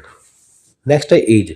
अब जो छोटा बच्चा होता है उसकी नॉलेज अलग होगी, जो बड़ा बच्चा होगा उसकी नॉलेज अलग होगी। जिसने पीएचडी कर लिया है उसकी नॉलेज तो अलग है, जो भी 5वीं क्लास में है, 10वीं क्लास में है, उसकी नॉलेज अलग होगी। तो ये लर्नर में फ़र्क होता है। नेक्स्ट है मोटिवेशन। देखिए मोटिवेशन दो तरह से होती है, कि नेगेटिव एक पॉजिटिव। अगर मान लीजिए आपका आसपास का माहौल ऐसा है जो आपको नेगेटिव मोटिवेशन देते हैं, जैसे यूजीसी नेट की अगर आप तैयारी कर रहे हैं ना, बहुत सारे आपको नेगेटिव मोटिवेशन करेंगे कि यार ये तो क्रैक होता ही नहीं है, ये करने का फ़ायदा ही नहीं है। एक होता है कि मेहनत करोगे सब कुछ हो जाएगा, देखो मैंने भी किया है, उसने भी किया है, वो होता है पॉजिटिव मोटिवेशन। तो आपको मोटिवेशन कौन सी मिल रही है ये उसके ऊपर डिपेंड कर रहा है। हमेशा आपको मोटिवेशन ही देना है, मोटिवेट ही करना है। ऐसा नहीं कि सिर्फ आप मोटिवेट ही करते रहो, करो कुछ ना। मोटिवेशन करना है, साथ में आपको पढ़ना है। पर्सनैलिटी, आपकी पर्सनैलिटी कैसी है, आपका वे ऑफ लैंग्वेज कैसा है, ये इसके बात के ऊपर डिपेंड करता है। प्रायर नॉलेज, आप जो चीज़ को समझ रहे हैं, आपको उसके बारे में प्रायर नॉलेज है तो आप उसे जल्दी से समझेंगे, नहीं है तो नहीं समझ पाएंगे। लर्निंग स्टाइल, आपका लर्निंग स्टाइल कैसा है, आप चीज़ों को रटते हैं, पढ़ते हैं, समझते हैं क्या है। बहुत सारे स्टूडेंट कहते हैं कि मैं चीज़ों को पढ़ लेता हूँ या पढ़ लेती हूँ, लेकिन 4 घंटे पढ़ने के बाद में मेरे को चीज़ें समझ में नहीं आती। एक वो होते हैं कि 1-2 बार पढ़ा, उनको समझ में आ गई, है ना? तो लर्निंग स्टाइल देखिए आपका हमेशा रट्टा मारने वाला नहीं होना चाहिए। ऐसा नहीं कि आपने 2-3 बार चीज़ों को रट लिया तो हो गया। वो तब तक याद रहेगा जब तक आपने उसे रटा है। लेकिन अगर आप चीज़ों को समझेंगे ना, जो आपने 5वीं 6ठी क्लास में पढ़ा होगा ना, 5th-6th क्लास में स्कूल में पढ़ा होगा, वो आपको अभी भी याद होगा। क्यों? क्योंकि वो आपने समझा है। तो लर्निंग स्टाइल आपका अच्छा होना चाहिए। एटीट्यूड, आपका एटीट्यूड एटीट्यूड पॉजिटिव है, नेगेटिव है, क्या है? नेगेटिव ये होता है ना कि हाँ, सब कुछ मेरे को ही आता है, किसी और को कुछ नहीं आता। पॉजिटिव होता है कि आपको सब कुछ आता है, लेकिन अगर आपको कोई चीज़ सिखा रहा है तो आप उसे भी समझ रहे हैं कि ताकि आपकी नॉलेज में इजाफा हो जाए, आपको और नॉलेज मिल जाए। तो आपका एटीट्यूड ऐसा होना चाहिए, पॉजिटिव वाला। एनवायरनमेंट, आपका आसपास का एनवायरनमेंट कैसा है, आपका घर का माहौल कैसा है, दोस्तों का माहौल कैसा है ना? तो वो इसके ऊपर बहुत ज़्यादा डिपेंड करता है। तो अगर आपका माहौल अच्छा है, एनवायरनमेंट अच्छा है, पढ़ने लिखने वाला है, आपको मोटिवेट करते हैं, तो आपका जो लर्निंग स्टाइल है वो अलग होगा। हेल्थ, आपकी मेंटल हेल्थ कैसी है, फिजिकल हेल्थ कैसी है, वो आप कर ले, वो आपके ऊपर डिपेंड करता है ना? तो मेंटल हेल्थ सबसे अच्छी होनी चाहिए। आप देखेंगे जो ईरा सिंघल है, जो आईएएस बन चुके हैं, है ना? उनका देखिए जो जो उनकी बॉडी है, वो तकरीबन 60-70% वो हैंडीकैप है, फिर भी वो आईएएस बने हैं। क्यों बने हैं? चाहे वो फिजिकली फिट, चाहे फिजिकली इतने हेल्दी ना हो, लेकिन वो आईएएस बने हैं। क्यों? क्योंकि उनका जो जो उनका सपना था, जो उनका जो जज्बा है, जो उनकी मेंटल हेल्थ है, वो बहुत अच्छी है। बहुत सारे ऐसे स्टूडेंट होते हैं जो फिट होते हैं, फिट होने के बाद भी कुछ कर नहीं पाते। बहाना होता है हमारे पास ये चीज़ नहीं, हमारे पास वो चीज़ नहीं थी। जिसको करना है वो कर ही लेगा वो चीज़। तो ये है इंडिविजुअल डिफरेंस अमंग लर्नर। अब बात करते हैं लेवल ऑफ लर्निंग की। देखिए ब्लूम टैक्सोनॉमी बहुत ज़्यादा फेमस है।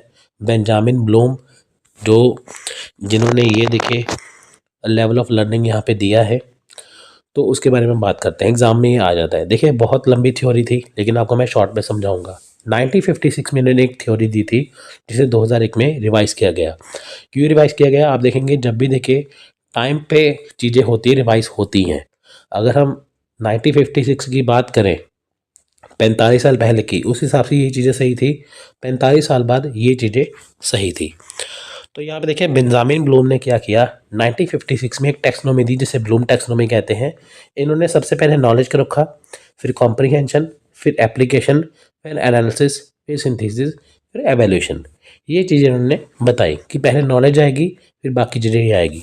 लेकिन देखिए जब 2001 में रिवाइज हुआ, तो उसमें सबसे पहले रिमेंबर रखा गया। ठीक है, रिमेंबर।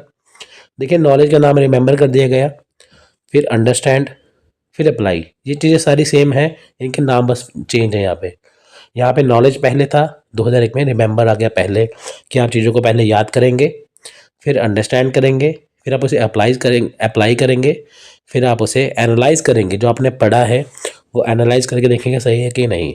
फिर ये देखिए यहाँ पे चेंज हुआ, देखें यहाँ पे तो एवेल्यूशन सबसे ऊपर था ना 1956 में, लेकिन यहाँ पे 5वें नंबर पे आ गया।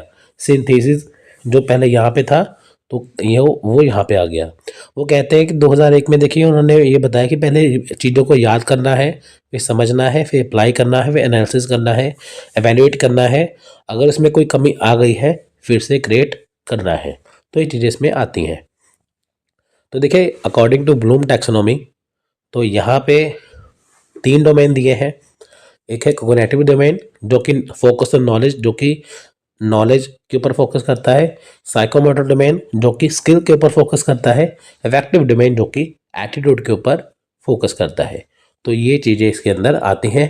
तो अगर आपको क्वेश्चन पूछेगा तो यहाँ से पूछ सकता है कि बताइए कोग्निटिव डोमेन जो है वो किससे संबंधित है, फोकस ऑफ नॉलेज से। उल्टा क्वेश्चन भी पूछ सकते हैं, फोकस ऑफ नॉलेज या फोकस ऑफ ऑन स्किल या फोकस ऑन एटीट्यूड, बताइए इनमें से किससे संबंधित है। तो आपको इस पर देखिए फैक्टर ऑफ एक्टिंग टीचिंग क्या होती है, मैं आपको बताता हूँ। देखिए जो टीचिंग होती है वो हमेशा अफेक्ट हो जाती है बहुत सारे कारणों से। Many factors affording teaching, there are a variety of factors that influence classroom teaching. अब देखिए, मान लीजिए क्लास में एक टीचर है, बच्चों को पढ़ा रहे हैं, तो चाहे वो जितना मर्जी अच्छा पढ़ा रहे हैं, लेकिन कुछ ऐसे फैक्टर होते हैं जो टीचिंग को डिस्टर्ब कर देते हैं, बच्चों पर अच्छा प्रभाव नहीं डालने देती, है ना। तो इससे क्या है, वो वेरियस तरह के फैक्टर है, वो वैरायटी ऑफ फैक्टर्स है जो हम डिस्कस करेंगे क्लासरूम के अंदर कौन कौन से होते हैं। More suitable and may be related to policy decision made by school and district. अब देखिए, कॉमन सी बात यह है कि जो पॉलिसी के डिसीजन है स्कूल्स के या डिस्ट्रिक्ट के, जैसे किसी डिस्ट्रिक्ट के अंदर, किसी ज़िले के अंदर जितने भी स्कूल हैं, अब वहाँ पे देखिए कि उनकी जो रूल्स एंड रेगुलेशन होती है, जो नई नई पॉलिसी बन के आती है कि बच्चों की टाइमिंग स्कूल की इतने से इतने बजे तक हो, बच्चों को ऐसे, बच्चों को वैसे, है ना। तो उसके अकॉर्डिंग देखिए जो सारी चीज़ें चलती हैं, यानी कि जो मेन बात है रिलेटेड है, ये टीचिंग को अफेक्ट करती है। अब देखिए, बहुत सारी छुट्टियां भी स्कूल में हो जाना बच्चों की पढ़ाई पे बहुत ज़्यादा असर डालती है ना। About fact of teaching is most important because teacher can improve and create good environment in the classroom so that encourage and stimulates learning। अब देखिए, यहाँ पे सिंपल से आपको मैं बात बताता हूँ क्या है। जो एक टीचर होता है वही क्लासरूम में एक अच्छा इन्वायरमेंट क्रिएट कर सकता है, गुड इन्वायरमेंट क्रिएट कर सकता है और उसे इम्प्रूव कर सकता है कि ताकि क्लासरूम में इंकरेजमेंट आए। अब देखिए, यहाँ पे टीचर है, आप पिक्चर में देख सकते हैं। यहाँ पे देखिए, क्लास में टीचर नहीं है तो बच्चे मस्ती कर रहे हैं, है ना। एरोप्लेन कागज के बना के उड़ा रहे हैं। लेकिन जब क्लास में टीचर आते हैं तो सारे बच्चे शांत हो जाते हैं, है ना। तो इससे क्या है कि एक गुड एनवायरनमेंट बनता है जब टीचर क्लास में आते हैं। अब देखिए, जब टीचर बच्चों को पढ़ाते हैं, अगर बच्चे के मन में कोई भी डाउट होता है, स्टूडेंट के मन में कोई भी डाउट होता है, वो किससे पूछेंगे? वो टीचर से पूछेंगे ना। तो टीचर जो भी बच्चों को पढ़ाते हैं, बच्चों को अच्छी तरह से समझ में आया कि नहीं, तो टीचर का ये फर्ज होता है कि बच्चों से वो पूछे। अगर बच्चे मान लीजिए कि कोई चीज़ को कहते हैं कि ये समझ नहीं है, तो टीचर का फर्ज है वो दोबारा से करवाए, है ना। तो आप देखेंगे बहुत सारे बच्चे जो हैं वो वीक हो जाते हैं बहुत सारे सब्जेक्ट में, कोई मैथ में, कोई साइंस में, कोई इंग्लिश में, कोई एसएसटी में, है ना। तो डरते हैं टीचर से सवाल पूछने के लिए, क्योंकि कुछ टीचर ऐसे होते हैं कि जो आपकी जो बात है कम सुनते हैं स्टूडेंट की, है ना। वो अपना पढ़ाते हैं, स्टूडेंट की बात कम सुनते हैं, तो बच्चे कतराते हैं क्योंकि टीचर कई स्ट्रिक्ट बहुत होते हैं। तो ऐसा नहीं होना चाहिए, है ना। क्लासरूम का एक गुड एनवायरनमेंट होना चाहिए कि ताकि जो टीचर बच्चों को पढ़ा रहे हैं अपनी टीचिंग के द्वारा, बच्चों में कितना समझ में आ रहा है कि नहीं, है ना। टीचर का पढ़ाया हुआ तभी सफल होगा जब बच्चों को समझ में आएगा। तो देखिए, यहाँ पे बहुत सारे फैक्टर हैं जो टीचिंग को अफेक्ट करते हैं। तो देखिए, यहाँ पे मैंने यहाँ पे डिवाइड किया है इन फॉर्म्स में। तो देखिए, पहला है factor of acting teaching related to teacher. अब देखिए, कोई क्लास में टीचर है, वो कितना बढ़िया है कितना नहीं पता चलेगा। देखिए, एक स्कूल में मान लीजिए आप पढ़ते हैं या कॉलेज में पढ़ते हैं, वहाँ पे डिफरेंट डिफरेंट सब्जेक्ट के टीचर होते हैं, है ना। तो हर एक टीचर देखिए अपने सब्जेक्ट में फिट होता है, माहिर होता है, परफेक्ट होता है। लेकिन देखिए, मान लीजिए कि कोई सब्जेक्ट हो, अगर आपको उसका अच्छा टीचर मिल जाए, पढ़ाने वाला टीचर मिल जाए, अगर आप मैथ्स पढ़ते हैं, मैथ्स का ऐसा टीचर मिल जाए जो आपको शॉर्टकट तरीके से कराए कि ताकि वो मैथ्स समझ में आ जाए। उसके बाद देखिए, अगर मान लीजिए कि हिस्ट्री का टीचर है, तो अगर आपको वो हिस्ट्री इस तरीके से समझाता है कि आपको पहली बार में समझ में आ जाए, आपको कुछ भी करने की ज़रूरत ना पड़े, है ना। तो उससे क्या होगा, एक गुड एनवायरनमेंट बनेगा जो बच्चों को भी पढ़ने में मज़ा आएगा। लेकिन दूसरी तरफ टीचर बस ओनली रीडिंग कर रहे हैं, आपको समझा रहे हैं, लेकिन आपके पल्ले कुछ नहीं पड़ रहा, बस वो सिलेबस खत्म करवाने की बात कर रहे हैं, है ना।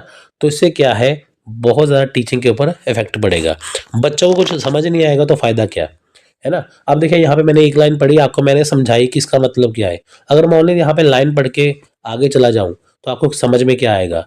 तो मेरा फ़र्ज़ क्या है एज़ ए टीचर कि आपको मैं वो चीज़ें समझाऊँ कि ताकि आपके मन में कोई भी डाउट ना हो, है ना, कोई भी डाउट ना हो। आपने देखा होगा ऑनलाइन यूट्यूब चैनल में जो जो भी क्लासेस होते हैं, जब टीचर वहाँ पे पढ़ाते हैं, वो डाउट सेशन भी रखते हैं कि ताकि बच्चों के मन में कोई भी डाउट हो तो वो पूछ सकते हैं। लेकिन देखिए, हमने जितनी भी क्लासेस यहाँ पे यूट्यूब पे ली है, तो वहाँ पे हमने कोई भी डाउट सेशन रखा ही नहीं है। क्यों? क्योंकि देखिए, जब भी स्टूडेंट हमारी वीडियो से पढ़ते हैं, तो उनको कभी इस बात की नौबत ही नहीं आई कि उनको कोई डाउट हो। तो ऐसे होता है कि आपका पढ़ाने का तरीका ऐसा होना चाहिए कि बच्चे के मन में कोई डाउट हो ही ना, सारे डाउट अपने आप ही क्लियर हो जाए। तो इससे क्या है, टीचिंग तभी इफेक्टिव होगी जब टीचर अच्छे से पढ़ाएंगे। लेकिन जब देखिए टीचर अच्छे से पढ़ाएंगे नहीं, टीचर की क्वालिफिकेशन अच्छी नहीं होगी, तो कैसे पढ़ाएंगे। तो मेन बात है factor affecting teaching related to teacher. दूसरा है factor affecting teaching to learners. अब देखिए टीचर पढ़ाने के लिए क्लास में है, लेकिन बच्चों का पढ़ने का मन नहीं है या बच्चों को चीज़ समझ में नहीं आ रही। अब देखिए मैथ्स के मुश्किल सवाल हैं, बच्चों के सर से ऊपर जा रहे हैं, पता नहीं चल रहा चल क्या रहा है। टीचर सिलेबस खत्म करवाए जा रहे हैं, हिस्ट्री का पता नहीं चल रहा क्या है ना। लंबे लंबे आपको रटनी पड़ रही चीज़ें, पेजेस पढ़ने पड़ रहे हैं ना।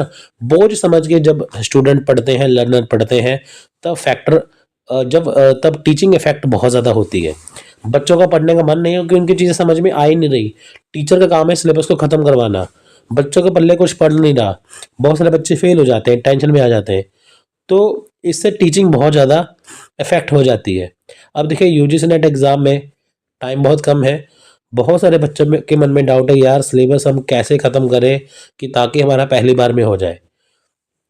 तो देखिए हमने तभी ये कोर्स स्टार्ट किया कि ताकि आपकी सारी टेंशन ख़त्म हो जाए। हम आपको वो चीज़ दें कि ताकि आप इसे पढ़ें और आसानी से पेपर दे दें। तो इससे क्या है, इससे आपको भी आसान हो जाएगा, है ना। अगर आपके मन में टेंशन होगी किसी बात को लेके, तो टीचिंग बहुत ज़्यादा इफेक्ट इसमें होगी। टीचर जितना भी मर्जी अच्छा पढ़ा ले, लेकिन अगर आपको किसी बात की चिंता, आपको समझ नहीं आ रहा, तो टीचिंग का फ़ायदा नहीं है। नेक्स्ट है देखिए factor affecting teaching related to support material. अब देखिए स्पोर्ट मटेरियल होता है जब टीचर क्लास में बच्चों को पढ़ाने के लिए इस्तेमाल करते हैं। जैसे क्लास में ब्लैक बोर्ड है, व्हाइट बोर्ड है लेकिन मार्कर नहीं है, ब्लैक बोर्ड है लेकिन चौक नहीं है। अगर टीचर ने कोई वहाँ पे समझाना है, कुछ साइंस का प्रोजेक्ट वहाँ पे समझाना है, मैथ्स को पढ़ाना है, या कुछ ऐसे डायग्राम से समझाना है, वहाँ पे प्रोजेक्टर नहीं है, तो कैसे समझाएगा। स्पोर्ट मटेरियल का होना भी ज़रूरी है। तो देखिए नेक्स्ट है factor affecting teaching related to instructional facilities.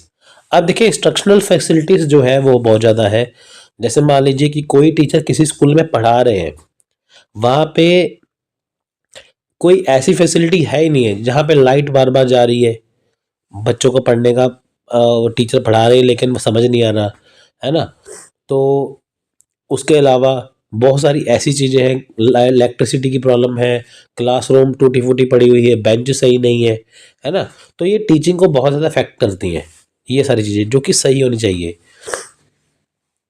Instructions जैसे क्लास में देते हैं ना कि बच्चों को ऐसे पढ़ाना है, कई होता है ना किसी स्कूल कॉलेज में बच्चों को सिलेबस खत्म करवाना ही अपने टाइम पे, चाहे बच्चों को समझ में आए चाहे नहीं। टीचर के ऊपर भी बहुत ज़्यादा प्रेशर होता है इस बात को लेके, है ना। तो वो भी बहुत ज़्यादा टीचिंग को इफेक्ट करती है। Factor affecting teaching related to learning environment. अब देखिए लर्निंग एनवायरनमेंट गुड होगा, अच्छा होगा, तभी बच्चों को समझ में आएगा, तभी टीचिंग जो है सक्सेस होगी, नहीं तो ये हमेशा ही अफेक्ट करेगी। अब देखिए क्लास रूम में टीचर बच्चों को पढ़ा रहे हैं, दूसरी तरफ जो बच्चे हैं, है ना। तो अगर लर्निंग एनवायरनमेंट क्या है, लर्निंग एनवायरनमेंट होता है कि जो भी टीचर नॉलेज अपनी ट्रांसफर कर रहे हैं स्टूडेंट्स के अंदर, वो उनको अच्छे समझ में आ रही है, तो वो है गुड एनवायरनमेंट, टीचर का पढ़ाना सफल हो गया। लेकिन दूसरी तरफ टीचर बच्चों को समझा रहे हैं, बच्चों को पढ़ा रहे हैं, लेकिन बच्चों को समझ में आ ही नहीं रहा, तो टीचर का पढ़ाना भी बेकार हो जाता है, व्यर्थ हो जाता है, वेस्ट हो जाता है। तो लर्निंग एनवायरनमेंट हमेशा अच्छा होना चाहिए कि ताकि जो टीचर पढ़ा रहे बच्चों को, अगर बच्चों के मन में कोई डाउट हो तो वो टीचर से पूछे, टीचर से पूछने में वो डरे नहीं। नेक्स्ट है factor affecting teaching related to policies of the institution. अब देखिए इंस्टीट्यूशन की पॉलिसीज बहुत होती हैं कि बच्चों को टाइम पे सिलेबस खत्म करवा दो, ये कर लो वो कर लो, है ना। तो पॉलिसी ऐसी होनी चाहिए कि ताकि बच्चे कंफर्टेबल होके पढ़ सके। ऐसा ना हो कि पॉलिसी बच्चों के खिलाफ हो। बच्चों को वो चीज़ें लगनी चाहिए, बच्चों को सिलेबस में वो चीज़ें होनी चाहिए जो उनके काम की हो। बेफालतू की चीज़ें होने से बच्चों को कुछ समझ में आएगा नहीं और टीचिंग में बहुत ज़्यादा इफेक्ट होगी। सो नेक्स्ट है टीचिंग मॉडल्स। अब देखिए टीचिंग मॉडल्स क्या है वो हम चर्चा करेंगे यहाँ पे।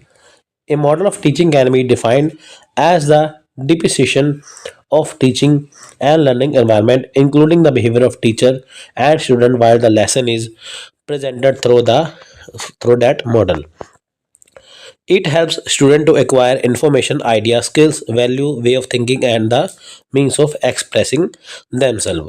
अब देखिए टीचिंग मॉडल क्या है, ये क्या डिफाइन करता है। टीचिंग मॉडल होता है कि जब टीचर और स्टूडेंट क्लास में बैठे हैं तो टीचिंग और लर्निंग का एनवायरनमेंट है वो कैसा है, टीचर का बिहेवियर कैसा है पढ़ाने के लिए, स्टूडेंट का बिहेवियर कैसा है पढ़ने के लिए, टीचर कैसे बच्चों को पढ़ा रहे हैं, कैसे समझा रहे हैं। जैसे मान लीजिए टीचिंग मॉडल आप देख सकते हैं यहाँ पे, या आप देखिए यहाँ पे लिखा है ना, देखिए पहले प्रॉब्लम सॉल्विंग है, फिर predicting student grade, analyse student answer, syllabus generation, problem generation, plan reverse revision units, evaluation, फिर से यही सारी चीज़ें इसमें घूमती है।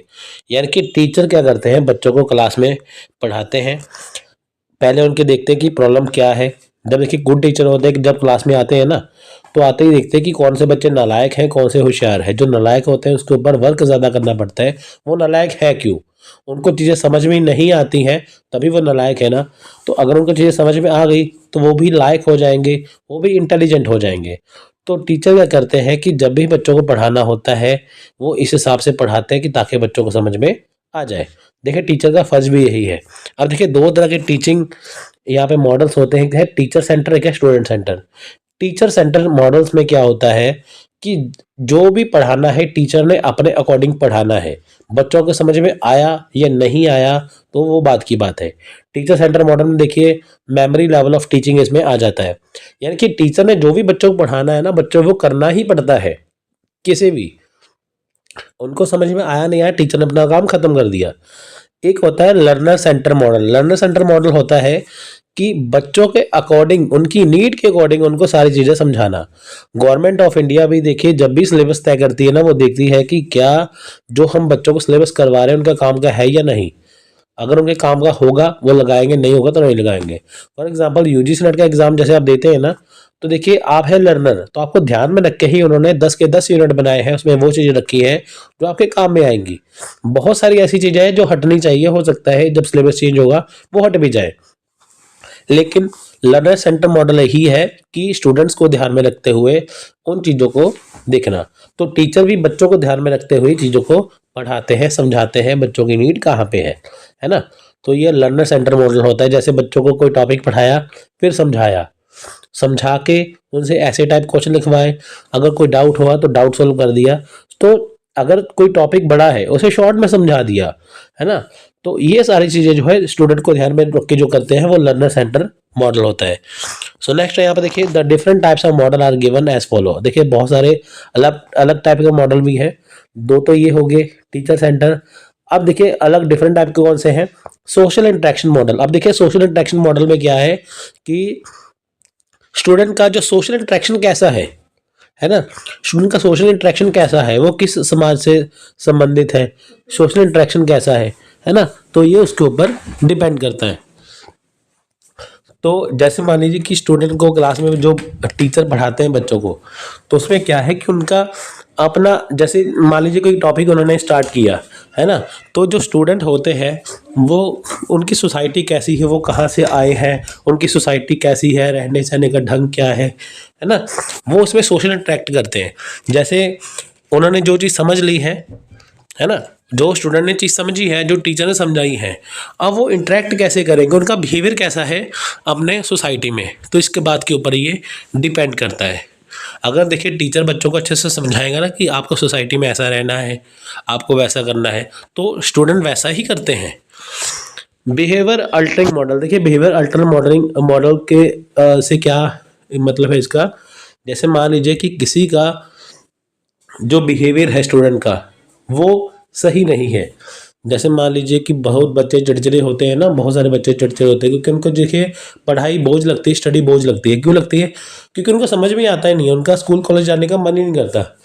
अब देखिए कुछ ऐसे टीचर मिल जाते हैं जो सब्जेक्ट उनको आसानी से पढ़ाते हैं, फिर स्टूडेंट का क्या है, मन लगने लगता है, तो उनका बिहेवियर क्या है, चेंज होने लगता है। जो स्टूडेंट को चीज़ें मुश्किल लगती थी, मैथ्स मुश्किल लगता था, एसएसटी मुश्किल लगती थी, साइंस इंग्लिश जो भी मुश्किल लगता था वो उनको आसान लगने लगी, उनका बिहेवियर क्या है, चेंज हो गया। नेक्स्ट है यहाँ पे इंफॉर्मेशन प्रोसेसिंग मॉडल। अब देखिए यहाँ पे जो टीचर का काम क्या है, अपनी इंफॉर्मेशन को ट्रांसफ़र करना स्टूडेंट के अंदर, तो वो कैसे प्रोसेसिंग होगी। टीचर नॉलेज तो दे रहे हैं, लेकिन स्टूडेंट उसे कैसे कैच कर रहे हैं। नेक्स्ट है इंफॉर्मेशन प्रोसेसिंग मॉडल। देखिए यानी कि जब जो टीचर होते हैं वो स्टूडेंट के अंदर क्या है, अपनी इंफॉर्मेशन को ट्रांसफ़र करते हैं, अपनी नॉलेज को ट्रांसफ़र करते हैं, तो कैसे प्रोसेस होती है। अब देखिए मान लीजिए कि टीचर का काम क्या है, इस हिसाब से बच्चों को पढ़ाना कि ताकि स्टूडेंट को सारी चीज़ें समझ में आ जाए, है ना। अगर टीचर 100% पढ़ाया है तो 90% तो समझ में आना ही चाहिए ना। तो इन्फॉर्मेशन प्रोसेसिंग करने का तरीका क्या है। अब देखिए जब भी स्टूडेंट को टीचर पढ़ाते हैं तो सबसे पहले देखते हैं कि बच्चों का बेस क्या है। चाहे बच्चों को जो भी कुछ आता हो, लेकिन उनको बिल्कुल बेसिक से करवाना चाहिए कि ताकि उनको कोई डाउट रहे ही ना। अब इसमें होता क्या है कि जो इन्फॉर्मेशन प्रोसेस की जा रही है वो बिल्कुल अच्छे तरीके से प्रोसेस की जा रही है। ऐसा नहीं कि मुश्किल से मुश्किल चीज़ें बच्चों को करवा दी, समझ में कुछ आया नहीं तो उसका फ़ायदा क्या। तो यहाँ पे ये ध्यान रखना होता है कि क्लास में 50 बच्चे बैठे ना, चाहे उसमें से 10 बच्चे इंटेलिजेंट रही हैं, 40 बच्चे इंटेलिजेंट हैं, लेकिन फिर भी 10 बच्चों को ध्यान में रखते हुए इस हिसाब से पढ़ाएं कि ताकि सारी इन्फॉर्मेशन जो टीचर दे रहे हैं बच्चों को समझ में आ रही है। ठीक है वो चीज़। नेक्स्ट है पर्सनल बेसिस मॉडल। अब देखिए पर्सनल बेसिस मॉडल क्या है कि स्टूडेंट का जो पर्सनल, वो कहाँ से बिलोंग करते हैं, उनकी लैंग्वेज क्या है। जैसे देखिए कोई साउथ इंडिया से है, कोई नॉर्थ इंडिया से है, कोई वेस्ट से है, कोई ईस्ट से है, ऐसे होता है ना यहाँ पे। तो देखिए यहाँ पे पर्सनल बेसिस मॉडल होते हैं। कई बच्चों को इंग्लिश मीडियम समझ में आता है, कईयों को हिंदी समझ में आता है, कईयों को पंजाबी समझ में आता है, कईयों को और लैंग्वेज समझ में आती है ना। इस हिसाब से तो टीचर को उनके अकॉर्डिंग ही चीज़ें समझानी पड़ती हैं, है ना वो चीज़ें। तो नेक्स्ट है देखिए यहाँ पे models of teaching, sorry methods of teaching. यहाँ मेथड ऑफ टीचिंग क्या है। अब देखिए teaching method is a systematic way in which a teacher use to transfer or receive or share information. अब देखिए टीचिंग मेथड क्या है, मेथड ऑफ टीचिंग क्या है कि एक ऐसा सिस्टमैटिक वे है जब टीचर अपनी नॉलेज को ट्रांसफ़र कर रहे हैं स्टूडेंट के अंदर। ठीक है, स्टूडेंट के अंदर क्या है, नॉलेज को ट्रांसफ़र कर रहे हैं, इन्फॉर्मेशन को शेयर कर रहे हैं, तो है मेथड ऑफ टीचिंग। यानी कि जब भी टीचर का काम क्या है, बच्चों को पढ़ाना, अब उनके दिमाग में जो भी नॉलेज है बच्चों के अंदर ट्रांसफर करना। There are many method which can be used by teacher depending on the basis of availability of resources, internet, interest of learners, curriculum, level of student, policy of institute, demand of subject। ठीक है, यहाँ पे ये क्या है, ये चीज़ें इसके अंदर है कि जब टीचर देखिए बहुत सारे मेथड्स को यूज़ करते हैं। ठीक है, बहुत सारे मेथड को यूज़ करते हैं जो उनके पास अवेलेबल है। जैसे स्टूडेंट का इंटरेस्ट है पढ़ने के लिए तो उस हिसाब से वो पढ़ाते हैं। रिसोर्सेज क्या है पढ़ाने के लिए, चौक है, ब्लैक बोर्ड है, वाइट बोर्ड है, मार्कर है, और साथ में डिजिटल बोर्ड है, जो भी अवेलेबिलिटी हो वो उसका यूज़ करते हैं। सिलेबस क्या है, कैसे ख़त्म करना है, किस हिसाब से ख़त्म करना है, कितना बच्चों को पढ़ाना है, स्टूडेंट का लेवल क्या है, हाई लेवल है, लो लेवल है, बेसिक लेवल है, क्या है। इंस्टीट्यूट की पॉलिसी क्या है कि आपको सिलेबस पूरा ख़त्म करवाना है, टाइम पे ख़त्म करवाना है कि कैसे करना है। और सब्जेक्ट की डिमांड क्या है, सब्जेक्ट में ऐसा होता है ना कि टॉपिक जितने भी होते हैं कि कितना बच्चों को पढ़ाना है, वो सारी ही चीज़ें मेथड ऑफ टीचिंग के अंदर आती हैं। देखिए सम ग्रेट टीचर, बहुत सारे ग्रेट टीचर हुए हैं हमारे। आप देखिए इनका जो ये लिखा हुआ है ना, कोटेशन यहाँ पे लिखी है, वो आपको याद करनी है कि ताकि आपके एग्ज़ाम में अच्छे से आ जाए। ठीक है, आप इसको ऐसे ही पढ़ सकते हैं। देखिए कन्फ्यूजन है, कन्फ्यूशियस है, फ्रेडरिक फ्रोबेल है, जॉन एमोस कम्युनिस है, एन.एस. सुलिवन है, सावित्रीबाई फुले है, डॉक्टर सर्वपल्ली राधाकृष्णन जी है। ये सब ग्रेट टीचर्स हैं, वैसे बहुत है लेकिन ये सबसे ग्रेट टीचर्स हैं, है ना। तो देखिए यहाँ पे टाइप्स ऑफ टीचिंग मेथड क्या है। टीचिंग मेथड का हमने इंट्रोडक्शन तो पढ़ा, लेकिन टीचिंग मेथड होती क्या है। देखिए दो तरह के मेथड हैं, teacher centre method, student centre method. वही जो आपको मैंने बताया था पहले कि टीचर सेंटर मेथड में क्या है, टीचर अपने हिसाब से बच्चों को पढ़ाते हैं, बच्चों को याद करना पड़ता है, समझना पड़ता है। स्टूडेंट सेंटर मेथड है, यहाँ पे स्टूडेंट को ध्यान में रख के ही सिलेबस डिज़ाइन किया जाता है, उनके अकॉर्डिंग टीचर बच्चों को पढ़ाते हैं। यहाँ पे स्टूडेंट का पूरा ध्यान रखा जाता है कि वो क्या चीज़ें कर पाएंगे, कितनी कर पाएंगे वैसे। अब देखिए द इम्पोर्टेंट टीचिंग मेथड। अब देखिए अदर इम्पोर्टेंट टीचिंग मेथड है वो कौन से हैं। पहला है लेक्चर मेथड। ये कॉमन मेथड है जो स्कूल में, कॉलेज में, यूनिवर्सिटी में होते हैं। लेक्चर, टीचर आते हैं क्लास में, बच्चों को पढ़ा के चले जाते हैं। जब टीचर खड़े होकर बच्चों को पढ़ाते हैं ना, लेक्चर देते हैं। लेक्चर का मतलब क्या है कि जब किसी टॉपिक के बारे में, अपने सब्जेक्ट के बारे में किसी को समझाना, जब टीचर क्लास में बच्चों को समझाते हैं, उस टॉपिक के रिगार्डिंग, वो है लेक्चर मेथड। डिस्कशन मेथड क्या है कि जब टीचर ने बच्चों को क्लास में पढ़ाया तो साथ में कुछ डिस्कशन करने के लिए एक टॉपिक दे दिया, बच्चे इसके ऊपर डिस्कशन करते हैं, वो वाली चीज़। उसके बाद डेमोन्स्ट्रेशन मेथड। डेमोन्स्ट्रेशन मेथड है कि यहाँ पे जो टीचर है बच्चों को डेमो दे के समझा रहे हैं, वो उनको फ्लिप चार्ट दिखा देंगे, कुछ ऐसे चार्ट दिखा देंगे, है ना, और साथ में देखिए वो बच्चों को क्या करेंगे, कोई मॉडल दिखा देंगे वहाँ पे कि देखिए ये चीज़ है, ये ऐसे है। जैसे साइंस में होता है ना कि बच्चों को स्केलेटन दिखा दिया कि इसमें इतनी हड्डियाँ होती हैं, ये होती है, वो साथ में करके दिखाते हैं ना। डेमोन्स्ट्रेशन है कि जो बच्चों को पढ़ाया जाता है साथ में डेमो दिया जाता है उसका। रोल प्ले मेथड यहाँ पे है कि जैसे मान लीजिए कि हिस्ट्री की कोई चीज़ यहाँ पे बच्चों को पढ़ानी है, तो वहाँ पे बच्चों को रोल प्ले करने का मौका मिलता है। जैसे मान लीजिए कि किसी को अंग्रेज बना दिया, किसी को क्रांतिकारी बना दिया, ऐसे करके, है ना, रोल प्ले, तो बच्चे आसानी से उसे समझते हैं। केस स्टडी मेथड होता है कि बच्चों को कोई केस स्टडी दे दी, कि उनको एक कहानी सुना दी, फिर बताते हैं कि बताइए इसमें से ये क्या है, इसका सार क्या है, ये क्या है, वो क्या है, ऐसे करके बच्चों को पूरा टॉपिक दे दिया, बच्चे समझते हैं, सुनते हैं, फिर उनमें से क्वेश्चन पूछे जाते हैं। ब्रेनस्टॉर्मिंग मेथड क्या है? अब देखिए ब्रेनस्टॉर्मिंग मेथड बहुत ज़्यादा इंपॉर्टेंट है। ब्रेनस्टॉर्मिंग मेथड में होता है कि जब बच्चे क्लास में होते हैं तो टीचर क्या करते हैं, बच्चों को जो चीज़ समझाते हैं तो बच्चों के मन में बहुत सारे आइडियाज़ आते हैं, दिमाग में बहुत सारे आइडिया आते हैं। अब देखिए जैसे मान लीजिए कि टीचर ने कोई टॉपिक पढ़ाया, वो कुछ ऐसी बात करते हैं कि बच्चों का जो दिमाग है वो अपने आप वर्क करने लगता है। न्यू न्यू आइडिया बच्चों के दिमाग में पैदा करना, वो ब्रेनस्टॉर्मिंग मेथड होता है। जब से टीचर ने बच्चों को क्लास में पढ़ाया उसके बाद क्या होता है कि वो ऐसी चीज़ें करते हैं कि ताकि बच्चे सोचने में मजबूर हो जाए, और बच्चों के दिमाग में जो चीज़ आती है उनको शेयर करना होता है। जैसे बच्चे क्लास में 50 बैठे हैं, टीचर ने कोई चीज़ पढ़ाई, तो हर एक के मन में जो भी इस टॉपिक के रिगार्डिंग जो चीज़ आएगी वो टीचर को बताएंगे, तो टीचर उनको करेक्ट करेंगे, वो है ब्रेनस्टॉर्मिंग मेथड। असाइनमेंट मेथड क्या है? बच्चों को असाइनमेंट दी जाती है घर पे कि एक टॉपिक दे दिया जाता है कि आप इसे करके आइए, इसे लेके आइए, तो स्टूडेंट क्या करते हैं, उसको टाइम पीरियड के अंदर क्या है उसे बनाते हैं। ओपन लर्निंग मेथड यहाँ पे ये होता है कि कोई टॉपिक जब दिया जाता है तो स्टूडेंट को खुली छुट्टी मिल जाती है कि आप ये टॉपिक कवर करेंगे, कहीं से भी करिए, कहीं से भी पढ़िए, कोई ऐसा नहीं कि ये बुक पढ़नी है, वो बुक पढ़नी है, चाहे इंटरनेट से करिए, चाहे बुक से पढ़िए, जैसे मर्जी करिए। प्रोजेक्ट मेथड होता है कि जैसे आपको कोई प्रोजेक्ट दे दिया, टीचर ने स्टूडेंट को प्रोजेक्ट दे दिया कि ये देखिए ये प्रोजेक्ट है, ये आपको इतने समय में पूरा करना है और जमा करवाना है, तो वो प्रोजेक्ट से संबंधित सारी पढ़ाई होती है। सेमिनार मेथड होता है कि जैसे मान लीजिए कि एक ग्रुप डिस्कशन होती है। जैसे मान लीजिए कि एक सेमिनार होता है जहाँ पे 4-5 जाने आते हैं, 10 जाने आते हैं, तो 500 बंदे होते हैं सुनने के लिए। एक होता है सेमिनार मेथड कि 20 बंदों का ग्रुप है, वो आपस में बैठ के किसी टॉपिक के ऊपर चर्चा कर रहे हैं, न्यू न्यू आइडियाज़ उनके निकल के आते हैं, वो है सेमिनार मेथड। तो देखिए नेक्स्ट है यहाँ पे स्वयं। अब देखिए स्वयं क्या है? स्वयं देखिए क्या है, इसकी पहले तो फुल फॉर्म देखिए, study webs of active learning for young aspiring minds. तो देखिए यहाँ पे डेफिनेटली 101% है, ये क्वेश्चन आएगा एग्जाम में, इसकी फुल फॉर्म आएगी। अगर आपको 2 नंबर चाहिए तो आप इसको देख लीजिए। स्वयं देखिए ऑनलाइन प्लेटफॉर्म है जहाँ पे आप एडमिशन लेके फ्री में घर बैठे बैठे कोई भी स्टडी कर सकते हैं। ये गवर्नमेंट ऑफ इंडिया की तरफ से फ्री है, फ्री ऑनलाइन एजुकेशन है। स्वयं का देखिए लोगो क्या है, मोटो क्या है, शिक्षित भारत उन्नत भारत, और आपको इसकी फुल फॉर्म याद करनी है।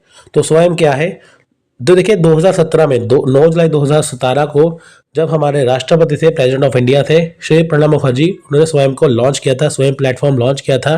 तो ये ऑनलाइन एजुकेशन पोर्टल है, इसे क्रिएट किया है MHRD ने, यानी कि ministry of human resources development ने इसे क्रिएट किया है। किसकी हेल्प से? AICTE की हेल्प से, यानी कि all India council of for technical education की हेल्प से। ठीक है, ये हेल्प किसकी ली है? माइक्रोसॉफ्ट है, यानी कि MHRD और AICTE ने मिलके माइक्रोसॉफ्ट की हेल्प से स्वयं को डेवलप किया है। आप देखिए यहाँ पे फीचर क्या है, इसके फीचर देखिए यहाँ पे है कि ये ऑनलाइन स्टडी पोर्टल है, तो इसमें क्या है, आप फ्री ऑफ कॉस्ट यहाँ पे स्टडी कर सकते हैं फ्री ऑफ कॉस्ट, और ऑल कोर्सेज फ्री हैं, कोई भी कॉस्ट नहीं है। 9th क्लास से पोस्ट ग्रेजुएशन तक के आप सारे कोर्स इसमें कर सकते हैं। अगर आपका कोई भी कोर्स कंप्लीट हो जाता है, अगर आपको उसका सर्टिफिकेट चाहिए तो आपको कुछ चार्जेस देने पड़ते हैं जिससे आप उसका सर्टिफिकेट ले सकते हैं। तो कोर्स किससे रिलेटेड है? ये इंजीनियरिंग से, साइंस से, ह्यूमैनिटीज से, लैंग्वेज से, कॉमर्स से, मैनेजमेंट से, लाइब्रेरी से, एजुकेशन से, ये सारे सब्जेक्ट यहाँ पे होते हैं 9th क्लास से पोस्ट ग्रेजुएशन तक। अब देखिए 4 तरीके हैं इसके, आपको कैसे कोर्स करवाया जाता है। वीडियो लेक्चर, स्टडी मटेरियल भी मिलता है, वीडियो लेक्चर भी मिलते हैं, प्रिंटेड स्टडी मटेरियल भी मिलते हैं, आप डाउनलोड कर सकते हैं, उसका प्रिंट करवा सकते हैं, ऑनलाइन डिस्कशन भी यहाँ पे कर सकते हैं, यानी कि आपकी कंप्लीट स्टडी यहाँ पे हो जाती है। यूज़ कैसे करना है? आपको ऑफिशियल वेबसाइट पे जाना है www.swayam.gov.in पे, मोबाइल एप्लीकेशन भी डाउनलोड कर सकते हैं, अपना नाम और अदर डिटेल आपको रजिस्टर करनी है, फिर आप इसे यूज़ कर सकते हैं। अब बात करते हैं स्वयं प्रभा की। देखिए स्वयं प्रभा भी स्वयं जैसा है, ये भी एक ऑनलाइन एजुकेशन प्लेटफॉर्म है, लेकिन ये फ्री डीटीएच चैनल है। जैसे आपके घर पे कोई डिश लगी हुई है, केबल लगी हुई है, वहाँ पे आपको चैनल्स मिलते हैं। स्वयं में क्या था कि हम ऑनलाइन जाके मोबाइल ऐप पे या वेबसाइट पे जाके रजिस्टर करते हैं ना, फिर हम कोर्स करते हैं। स्वयं प्रभा में आपको जो लेक्चर है आपके टीवी पे मिल जाते हैं। तो देखिए स्वयं Prabha is a group of 40 DTH channels. अब देखिए पहले इसके 32 चैनल थे, बाद में 34 बने, अब 40 हो चुके हैं। बहुत सारी आपकी बुक्स है, अगर आपके पास कोई भी बुक है, किसी राइटर की बुक है, तो आप उसमें चेक कर सकते हैं, वहाँ पे 32 लिखा होगा अभी तक भी। अगर 32 लिखा है वो गलत है, अभी 40 हो चुके हैं, बिल्कुल लेटेस्ट है। तो देखिए अभी इसके स्वयं प्रभा क्या है, ग्रुप का नाम है, ग्रुप है 40 डीटीएच चैनल का, जो कि high quality educational programme telecast करती है 24/7, यानी कि 24 घंटे हफ्ते के 7 दिन आपको यहाँ पे स्टडी करवाई जाती है। ठीक है, तो GSAT-50 सैटेलाइट यूज करके एवरी डे, देखिए रोज 4 घंटे की क्लास होती है, जो कि दिन में 5 बार रिपीट होती है। जैसे आपने मान लीजिए आपके पास टाइम नहीं है पढ़ने के लिए सुबह में, आप दोपहर को पढ़िए, दोपहर नहीं शाम को पढ़िए, शाम नहीं रात को पढ़िए। 4 घंटे की क्लास है, दिन में 5 बार रिपीट होती है ना, ज्यादा ही रिपीट, 5 से ज्यादा बार ही होती है रिपीट। अब देखिए चैनल अपलिंक किससे है? बिसाक से। बिसाक मतलब Bhaskaracharya institute for space application and geo informatics, ये गांधीनगर गुजरात में है। तो कंटेंट प्रोवाइड कौन करवाता है? देखिए NPTEL, IIT, UGC, CEC, IGNOU, NCERT and NIOS, इनमें कंटेंट ये प्रोवाइड करवाते हैं। NPTEL की देखिए फुल फॉर्म ये यहाँ पे है, आप इनकी फुल फॉर्म याद कर लीजिए, बहुत एग्जाम में आती है। National Programme Technology Enhanced Learning NPTEL की है, IIT की है, Indian Institute of Technology, UGC की है, यूनिवर्सिटी ग्रांट कमीशन, CEC की है, Consortium for Educational Communication, IGNOU की है, Indira Gandhi National Open University, NCERT की है, National Council of Educational Research and Training, NIOS की है, National Institute of Open Learning. तो देखिए ये इनफ्लिप जो है Information and Library Network Centre, तो ये सेंटर है, ये मेन वेब जो पोर्टल है इसको मेंटेन करता है, इनकी मेंटेन को करता है इनफ्लिपनेट। तो कंटेंट को प्रोवाइड करवाता है ये है क्या? 40 डीटीएच चैनल का ग्रुप है, जहाँ पे आपको 4 घंटे क्लास मिलती है, दिन में 5 बार से ज़्यादा। अब देखिए चैनल यहाँ पे क्या कवर करेगा? हायर एजुकेशन ये कवर करेगा। हायर एजुकेशन में देखिए यहाँ पे कंटेंट आपको मिलेगा, सिलेबस आपको मिलेगा पोस्ट ग्रेजुएशन का और अंडर ग्रेजुएशन का, जिसमें art, science, commerce, performing art, social science, humanities, engineering, technology, law, medicine, agriculture, सभी यहाँ पे सब्जेक्ट जो है अवेलेबल होते हैं। तो देखिए सारे जो कोर्स हैं, all courses would be certification ready in their detail offering through स्वयं, ये सारी ही चीजें करवाई जाती है स्वयं के द्वारा। ठीक है, और डेवलप किससे की जाती है? मूक्स के द्वारा। स्वयं में देखिए आप ऑनलाइन जाके और मोबाइल एप्लीकेशन पे जाके ही आप उसे एक्सेस कर सकते हैं, लेकिन घर बैठे बैठे अगर आपको देखना है तो आपको स्वयं प्रभा का ही इस्तेमाल करना है। मान लीजिए आपने स्वयं पे जाके कोर्स ज्वाइन कर लिया, उसकी वीडियोस आपको देखनी है, आप DTH चैनल पे स्वयं प्रभा के जरिए देख सकते हैं। हायर एजुकेशन के बाद देखिए स्कूल एजुकेशन यहाँ पे आती है, जो कि 9 से 12th लेवल के बीच में होती है, 9th क्लास से 12th क्लास तक। तो यहाँ पे देखिए मॉड्यूल्स जो है teacher training as well as teaching and learning aid for children of India to help them understand the subject better and help them in preparing for competitive examination for admission for professional degree programme. अब देखिए यहाँ पे professional degree programme भी होते हैं, साथ में जो टीचर पढ़ाते हैं यहाँ पे उनका ये भी सिलेबस कवर करवाते हैं स्कूल का। करिकुलम बेस्ड कोर्सेज भी है यहाँ पे देखिए, जैसे देखिए लाइफ लॉन्ग लर्नर्स जैसे है इंडिया के, है ना, जो इंडिया से बाहर भी रहते हैं, फॉरेन में रहते हैं इंडिया के स्टूडेंट, वो भी इस कोर्स को कर सकते हैं। उसके अलावा देखिए असिस्टेंट स्टूडेंट्स यानी कि जो 11th-12th के जो स्टूडेंट हैं, तो अगर उनको कॉम्पिटेटिव एग्जाम की तैयारी करते हैं वो भी यहाँ पे प्रिपरेशन की करवाई जाती है। इंग्लिश और हिंदी दोनों मीडियम यहाँ पे प्रोवाइड होते हैं। अब आ रही है मूक की। अब मूक क्या है? स्वयं और स्वयं प्रभा के बाद मूक बहुत इंपॉर्टेंट है। मूक की फुल फॉर्म है मैसिव ओपन ऑनलाइन कोर्सेज। अब देखिए मूक क्या है, ये फ्री ऑनलाइन कोर्सेज है जिसमें आप कोई भी एनरोल कर सकते हैं। मूक क्या है? अफोर्डेबल और फ्लेक्सिबल, आपको यहाँ पे लर्निंग स्किल्स यहाँ पे आपको करवाए जाते हैं। एक अफोर्डेबल है और लर्निंग स्किल्स आपको यहाँ पे मिल जाते हैं, जिससे आप न्यू स्किल्स हो गया, एडवांस करियर कोर्स हो गए, वो आप यहाँ पे कर सकते हैं। तो देखिए हिस्ट्री क्या है मूक की, मूक क्यों जरूरी है, मूक है क्या? तो देखिए ये इसमें आप बहुत तरह की कोर्सेज कर सकते हैं। देखिए जो मूक है वो सबसे पहले 2008 में आया था। डेव कॉर्मियर ने इसे दिया था, जो कि University of Prince Edward Island में है। ठीक है, यानी कि डेव कॉर्मियर जो है, जो मूक का जिन्होंने सजेशन दिया था, जो कि University of Prince Edward Island में है। तो मूक सबसे पहले 2008 में आया। It response to a course called connectivism and connective knowledge. अब देखिए इसे कहा जाता है कनेक्टिविज्म एंड कनेक्टिव नॉलेज। फिर से बाद में देखिए फिर इसका नाम पड़ गया CCK08, बाद में इसका नाम पड़ गया मूक, है ना। 2012 में देखिए मूक का ईयर मनाया गया था, तो जिसमें देखिए उडासिटी, EDX, कोर्सेरा जो है, तो ये पहली बार इससे जुड़े थे। ठीक है, अब देखिए मूक डिफरेंट कैसे है अदर से। स्वयं प्रभा पढ़ लिया ना कि वो ऑनलाइन कोर्सेज है, अब ये अदर उससे कैसे डिफरेंट है। यहाँ पे भी देखिए जो free of cost online coaching होती है, सारे कोर्स फ्री है यहाँ पे, है ना।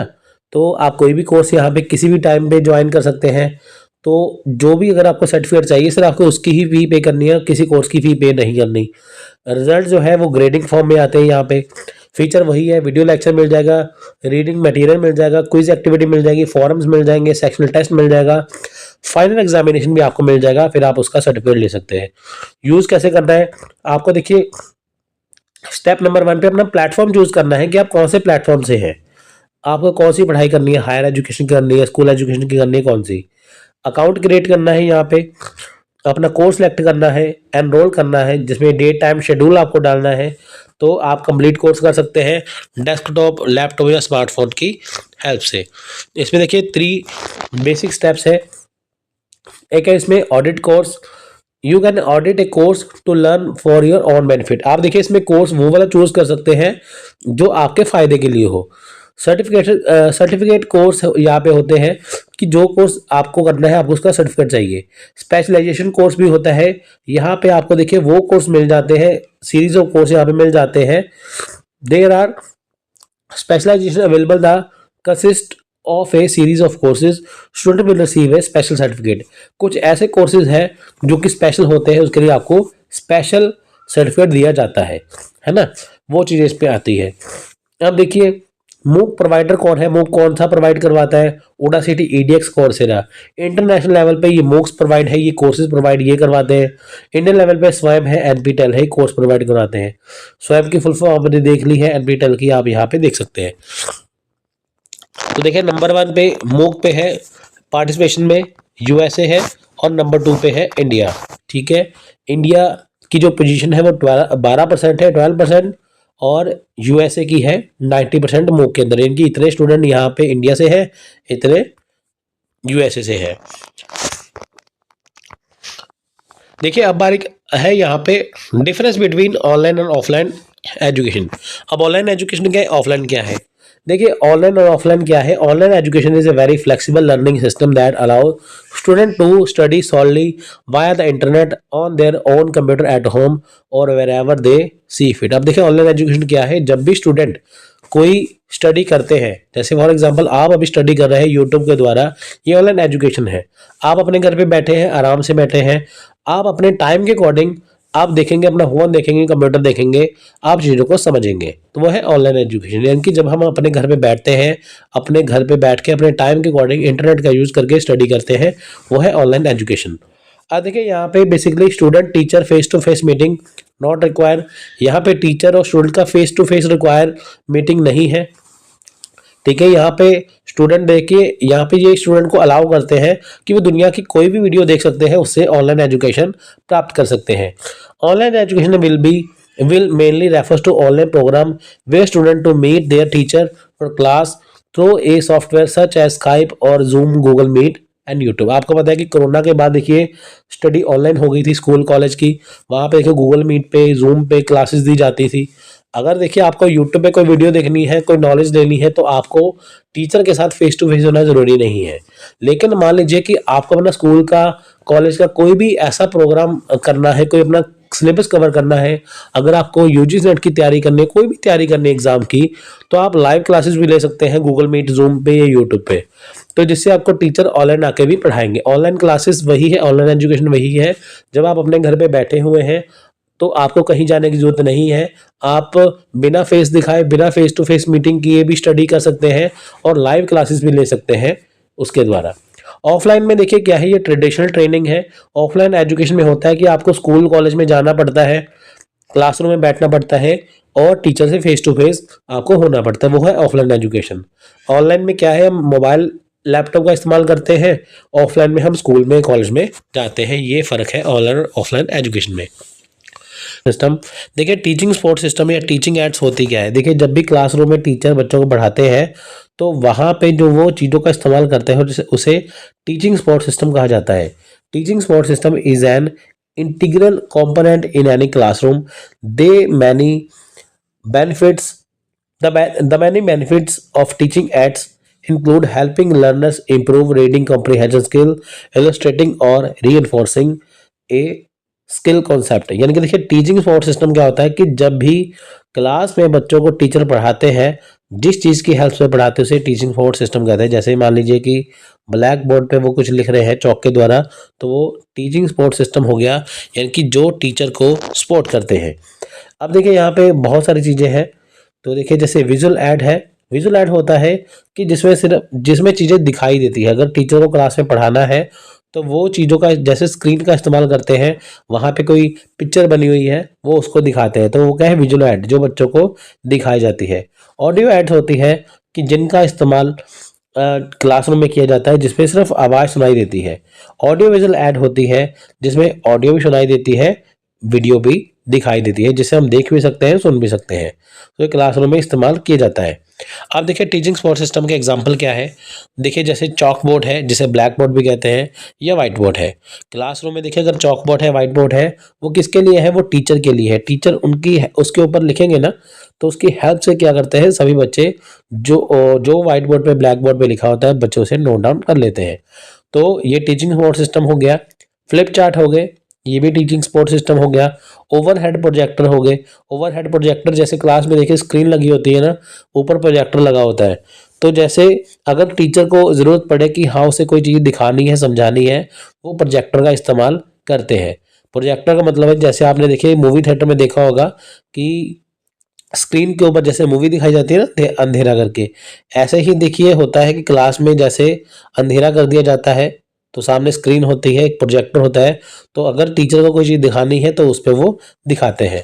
पावर पॉइंट, ठीक है, वो भी सपोर्ट सिस्टम है। पावर पॉइंट वही है, जैसे देखिए जो या वीडियो आपको मैं दिखा रहा हूँ, इसमें जो स्लाइड बनी है ये पावर पॉइंट के जरिए बनी हुई है। तो वो चाहे पावर पॉइंट जो होती है वो टीचर कंप्यूटर में दिखा सकते हैं, स्क्रीन पे दिखा सकते हैं, तो ये भी एक टीचिंग सपोर्ट सिस्टम है। जो ये वीडियो आपको मैं बना के दिखा रहा हूँ, जो ये नोट्स बनाए गए हैं, ये पावर पॉइंट में स्लाइड्स के द्वारा बनाए गए हैं। ये पावर पॉइंट की स्लाइड्स हैं। डाटा प्रोजेक्टर हो गया, स्मार्ट बोर्ड होगा। स्मार्ट बोर्ड देखिए अब यूट्यूब पे वीडियोस देखते हैं, बहुत सारे जो टीचर हैं वो डिजिटल बोर्ड पे पढ़ाते हैं, सामने आके पढ़ाते हैं ना, ऐसे टच वाला बोर्ड होता है, वो स्मार्ट बोर्ड होते हैं। ऑडियो टेप्स, सीडीज वगैरह हो गई, वीडियो टेप्स, डीवीडी वगैरह होगी। पॉडकास्ट हो गए। पॉडकास्ट होते हैं, आप देखेंगे यूट्यूब पे आजकल पॉडकास्ट बहुत चल रहे हैं, जिसमें इंटरव्यू लिए जाते हैं, है ना। एक पोस्ट कार्ड इंटरव्यू लेने वाला होता है, एक इंटरव्यू देने वाला होता है, तो उसमें जो जैसे जनरल बातें की जाती है वो पॉडकास्ट से कहते हैं। तो ये टीचिंग सपोर्ट सिस्टम में आते हैं। अब देखिए टीचिंग सपोर्ट सिस्टम जो होते हैं वो 3 तरह के हैं, ट्रेडिशनल, मॉडर्न और आईसीटी बेस्ड। यानी कि ट्रेडिशनल जो पारंपरिक कौन से हैं, और मॉडर्न और आईसीटी बेस्ड कौन से हैं। टीचिंग सपोर्ट सिस्टम में देखिए traditional teaching support system is known as many name. अब देखिए जो टीचिंग सपोर्ट सिस्टम ट्रेडिशनल होते हैं उनके पहले बहुत सारे नाम थे, जैसे बैक टू बेसिक नाम है, टॉक टू टॉक नाम है, कन्वेंशनल एजुकेशन नाम है, कस्टमर एजुकेशन नाम है। ये ट्रेडिशनल एजुकेशन सिस्टम के नाम है। Other things related to traditional education system, अब वो कौन सी चीज़ें हैं जो ट्रेडिशनल एजुकेशन सिस्टम से जुड़ी हैं। Traditional system was used earlier in the society. अब देखिए ये सबसे पहले जो ट्रेडिशनल सिस्टम था हमारी सोसाइटी में इस्तेमाल किया जाता था। The traditional system was teacher centre education. देखिए जो ट्रेडिशनल एजुकेशन सिस्टम था वो टीचर सेंटर था, यानी कि आप देख सकते हैं यहाँ पे देखिए जो गुरुजी पढ़ा रहे हैं बच्चों को तो वो बच्चों को समझना होता है, यानी कि यहाँ पे बच्चों को जो टीचर पढ़ाता था बच्चों को वही समझना होता था। Traditional system was based on rote learning and memorisation. अब देखिए जो ट्रेडिशनल सिस्टम था, जैसे कि आपको पता है कि टीचर सेंटर था, टीचर जो बच्चों को पढ़ाया चाहे वो मुश्किल है चाहे आसान है बच्चों को पढ़ना पड़ता था, इसमें रटना पड़ता था, है ना, और उसे याद रखना पड़ता था। अब कौन कौन से टूल इस्तेमाल किए जाते थे, used of tool in traditional education system, जैसे ब्लैक बोर्ड हो गया, टेक्स्ट बुक हो गया, चार्ट हो गया, पिक्चर हो गई, पोस्टर हो गए, मैप है, एटलस है, कार्ड है, फ्लिप चार्ट है, वर्कशीट है, साइंस लैब है, मॉडल है, ये सारी चीज़ें इसमें आती है। ठीक है, साथ में ओरल टेस्ट वगैरह, स्टोरी टॉकिंग वगैरह इसमें आती है। आप देखिए एग्जाम्पल क्या है इसके, गुरुकुल है, वैदिक एजुकेशन है और वन रूम स्कूल है। ये ट्रेडिशनल एजुकेशन सिस्टम में इसके एग्जाम्पल है, गुरुकुल भी है, वैदिक एजुकेशन और वन रूम स्कूल। अब देखिए बात करें मॉडर्न एजुकेशन की। मॉडर्न एजुकेशन में देखिए कौन कौन सी चीज़ें आती हैं। ट्रेडिशनल तो हो गया, हमने यहाँ पे देखा है कौन कौन से थे, गुरुकुल वगैरह थे। लेकिन देखिए मॉडर्न एजुकेशन सिस्टम क्या है। मॉडर्न एजुकेशन सिस्टम जो है जो आज का एजुकेशन सिस्टम हमारे यहाँ इस्तेमाल होता है। This system is based on the approach alternative. Modern system is called psychological and alternative education. इसे देखिए साइकोलॉजिकल अल्टरनेटिव एजुकेशन कहते हैं। Another name of modern education is progressive education. Modern system is a student centric. अब देखिए जो traditional system था वो teacher centric था, लेकिन जो मॉडर्न है वो स्टूडेंट सेंट्रिक है, यानी कि स्टूडेंट को जो चीज़ें मुश्किल लगती हैं हटाई जाती हैं, जो चीज़ें काम की नहीं होती हटाई जाती हैं, जो स्टूडेंट को चीज़ें अच्छी लगती है समझ में आती हैं वो चीज़ें इसमें रखी जाती हैं। यहाँ पे क्या होता है कि जैसे कोई टॉपिक मुश्किल हो तो उसे आसान बनाने के लिए टीचर क्या करते हैं, उसे शॉर्ट कर देते हैं, ट्रिक्स लगा देते हैं, वो है स्टूडेंट सेंट्रिक। तो देखिए यहाँ पे this time of modern system, देखिए जो मॉडर्न सिस्टम का टाइम था वो 1980 से 2000 के बीच में माना जाता है। कौन कौन से मेथड है टीचिंग मॉडर्न टीचिंग सिस्टम के, कंप्यूटर लैपटॉप है, इंटरनेट सर्फिंग है, ई रीडिंग है, ऑनलाइन टेस्ट है, ऑनलाइन डिक्शनरी है, ऑनलाइन ई बुक्स है, पावर पॉइंट स्लाइड है, स्मार्ट बोर्ड है, ऑडियो वीडियो लेक्चर है, ऑनलाइन इंसाइक्लोपीडिया है। अब देखिए जो आईसीटी बेस है, यानी कि जो वो वाले चीज़ें हैं जो 20th सेंचुरी के बाद आए हैं। अब देखिए यहाँ पे क्या है, यहाँ पे क्या है, देखिए after 20th century now we have starting using ICT. Now according to ICT teacher has starting become virtual. अब देखिए जो जो चीज़ें आईसीटी के ऊपर यानी कि आजकल सारी चीज़ें जो है वो इंटरनेट बेस्ड हो गई है। जैसे देखिए learner can do when ever he wants through ICT. अब देखिए जो लर्नर है वो आईसीटी की जब मर्जी पढ़ सकते हैं। जैसे मान लीजिए आप यूट्यूब पे अगर आपको कोई चीज़ सर्च करनी है, आप चाहे रात को 11 बजे करिए, दिन के 5 बजे करिए, सुबह का 5 बजे करिए, जब भी आपका मन करे, जहाँ पे भी बैठे हैं कहीं जा रहे हैं, जो आप यहाँ पे सर्च करना है आप उसमें एजुकेशन ले सकते हैं। तो ICT the learner can do different course eight A time. अब देखिए आईसीटी के जरिए क्या कर सकते हैं आप, डिफरेंट टाइम के ऊपर क्या कर सकते हैं आप, एक टाइम पे क्या कर सकते हैं आप, डिफरेंट टाइप के कोर्स कर सकते हैं। Through ICT student can develop themself, आप अपने आप को डेवलप कर सकते हैं। इक्वल एजुकेशन जो होती है वो आपको सभी जगह पे इक्वल एजुकेशन मिलेगी। तो देखिए इसके कुछ मेथड देख लेते हैं, कुछ एग्जांपल देखते हैं। देखिए आईसीटी बेस्ड के टीचिंग मेथड कौन से है, TDL teacher direct learning, LDL learner direct learning, teacher भी डायरेक्ट लर्निंग कर सकते हैं, लर्नर भी कर सकते हैं। एलएमएस लर्निंग मैनेजमेंट सिस्टम बनाया गया है। SPOL small private online learning, massive open online courses MOOC है, स्वयं बनाया गया है, स्वयं प्रभा है, एनआईओएस है।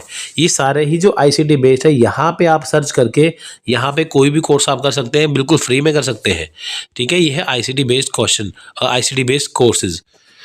सो देखिए एवेल्यूएशन सिस्टम, नेक्स्ट आता है एवेल्यूएशन सिस्टम। एवेल्यूएशन सिस्टम देखिए होता क्या है, जैसे मान लीजिए कि क्लास में टीचर ने आपको पढ़ा दिया, बच्चों को पढ़ा दिया, स्टूडेंट को पढ़ा दिया, सिलेबस खत्म करवा दिया, ठीक है। तो बच्चों को कैसे आया, तो कैसे पता चलेगा, वो पता चलेगा एवेल्यूएशन से। अब आपने यूजीसी नेट की तैयारी कर ली है, अब आपकी तैयारी कितनी हो चुकी है, आपने सिलेबस तो खत्म कर लिया 1 महीना 2 महीने 3 महीने लगा के, लेकिन कैसे पता चलेगा कि आपने वो कितना सही तरीके से किया है, वो पता चलेगा एवेल्यूएशन से, जब उसमें आपको क्वेश्चन आंसर दिए जाएंगे। जब आप यूजीसी नेट का एग्जाम देने जाते हैं ना पूरी तैयारी करके, आप पास हो जाते हैं फेल हो जाते हैं ना, तो उसमें पता चल जाता है कि आपका कैसा रिएक्शन है वहां पे, तो वैल्यूएशन आपकी पता चल जाती है। अब देखिए वैल्यूएशन करना जरूरी है, टीचर ने क्लास में बच्चों को करवा दिया, सिलेबस करवा दिया, लेकिन बच्चों को कुछ आया कि नहीं, कैसे पता चलेगा, एवेल्यूएशन के द्वारा। अब देखिए यहाँ पे जो इंडियन नेशनल पॉलिसी है एजुकेशन 1986 की, तो यहाँ पे क्या है, teacher evaluation open participative and data based will be created and reasonable opportunity of promotion to higher education high grades provide. अब देखिए यहाँ पे एवेल्यूएशन 2 तरह से है, टीचर का भी स्टूडेंट का भी। टीचर एवेल्यूएशन यहाँ पे की जाती है कि ताकि उनको आगे प्रमोट किया जा सके। अगर टीचर ने मान लीजिए बच्चों को पढ़ा दिया अच्छे से, फिर उनको ग्रेडिंग पॉइंट दिए जाते थे, जिससे क्या है वो पॉइंट्स जुड़ते थे, तो उससे क्या है उनको प्रमोशन दी जाती थी। तो इसके चक्कर में टीचर बहुत बढ़िया अपने आप को मेंटेन करते थे, बच्चों को पढ़ाते थे। अब देखिए जिनका norms of accountability will be laid down with incentive for good performance and distincting for non performance. जिन टीचर ने अपनी अच्छी परफॉर्मेंस दी है उनको इंसेंटिव भी दिया जाता है, प्रमोशन भी दिया जाता है, लेकिन जिन टीचर ने अपनी अच्छी परफॉर्मेंस नहीं दी है ना, उनको ये सब कुछ नहीं मिलता, यानी कि ना तो उनको इंसेंटिव मिलता है ना उनको प्रमोशन मिलती है। तो देखिए पर्पस क्या है एवेल्यूएशन का, देयर आर मैनी पर्पस। देखिए बहुत सारे पर्पस हैं एवेल्यूएशन के, कि जैसे करिकुलम है, टीचिंग लर्निंग असेसमेंट है, पॉलिसी है, यानी कि जो पॉलिसी बनाई गई है एक इंस्टीट्यूशन के द्वारा, क्या टीचर ने उसे फॉलो किया, क्या टाइम पे सिलेबस बच्चों का हो गया, क्या बच्चों को सब कुछ आ गया, सारी चीज़ इसमें देखी जाती है, तो वो होती है एवेल्यूएशन के द्वारा, ठीक है। तो ये सारी इसमें चीज़ें आती हैं। अब देखिए है टाइप्स ऑफ एवेल्यूएशन, एवेल्यूएशन कितनी तरह की होती है। देखिए पहली है यहाँ पे डायग्नोस्टिक एवेल्यूएशन। ये कौन सी एवेल्यूएशन है, this type of evaluation is generally done in the beginning of teaching learning process in order to find out the specific weakness and strength of individual and class level. देखिए diagnostic evaluation क्या आती है कि जब teacher class में बच्चों को पढ़ाने के लिए आते हैं, टीचिंग लर्निंग प्रोसेस जो स्टार्टिंग में होता है, वहाँ पे ये देखा जाता है कि जो स्टूडेंट क्लास में बैठे हुए हैं उनका लेवल क्या है, क्लास का लेवल क्या है, टीचर को कितनी मेहनत करनी पड़ेगी, कितनी मेहनत नहीं करनी पड़ेगी, बच्चे कहाँ पे वीक है, कहाँ पे उनकी वीकनेस है। उसके बाद देखिए it help to design the course and curricula according to the capability of the learner to help him overcome in knowledge skill and abilities. उसको ध्यान में रखते हुए टीचर एक प्लान बनाते हैं, एक उसमें एक प्रोजेक्ट तैयार करते हैं, जिसमें देखा जाता है कि बच्चों की कैपेबिलिटी क्या है, बच्चों की वीकनेस कहाँ पे है, उसके हिसाब से बच्चों को पढ़ाया जाता है, कि ताकि जो बच्चे हैं आसानी से नॉलेज को गेन कर सके। जैसे मान लीजिए बच्चों को मैथ्स मुश्किल लगता है, साइंस मुश्किल लगती है, इंग्लिश मुश्किल लगती है, तो बच्चे कहाँ पे अटक रहे हैं, तो टीचर उनको ध्यान में देखते हैं, तो उसके अकॉर्डिंग चीज़ों को शॉर्ट करवाई जाती है, उसके टीचिंग के मेथड बदले जाते हैं, कि ताकि बच्चे अच्छे से कर पाए। वो होती है डायग्नोस्टिक एवेल्यूएशन। नेक्स्ट है फॉर्मेटिव एवेल्यूएशन। देखिए it is concerned with making decision related to forming और development of student as well as of the courses. It provide feedback at appropriate stages of teaching learning process which help making changes. अब देखिए formative evaluation क्या होती है, ये concern किससे करती है, डिसीजन मेकिंग रिलेटेड से।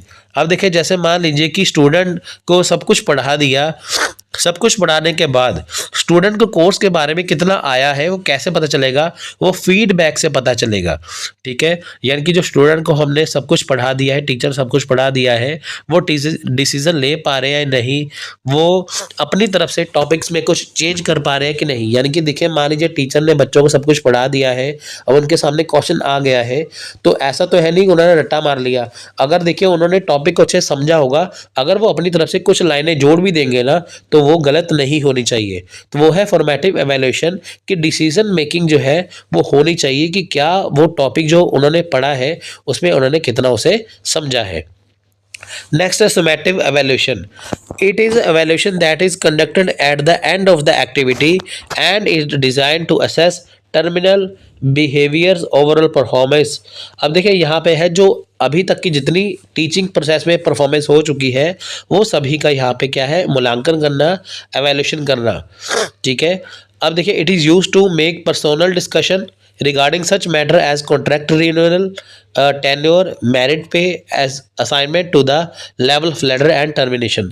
अब देखिए समेटिव एवेल्यूशन में होता है कि जो टीचर किसी सब्जेक्ट के लिए किसी स्कूल में या इंस्टीट्यूशन में रखा गया है, अगर क्या उन्होंने अच्छे से पढ़ाया है, अगर अच्छे से पढ़ाया है तो उनका जो देखिए टेनोर होता है, कॉन्ट्रैक्ट होता है, उसे रिन्यू किया जाता है, उनको अच्छी सैलरी दी जाती है और सब कुछ अच्छे से किया जाता है। मान लीजिए कि टीचर ने अच्छे से पढ़ाया ही नहीं है, फिर उनको क्या किया जाता है, उनको टर्मिनेट कर दिया जाता है, उन्हें हटा के नए टीचर को लेके आया जाता है। ये सब कुछ किससे होता है? एवेल्यूशन से।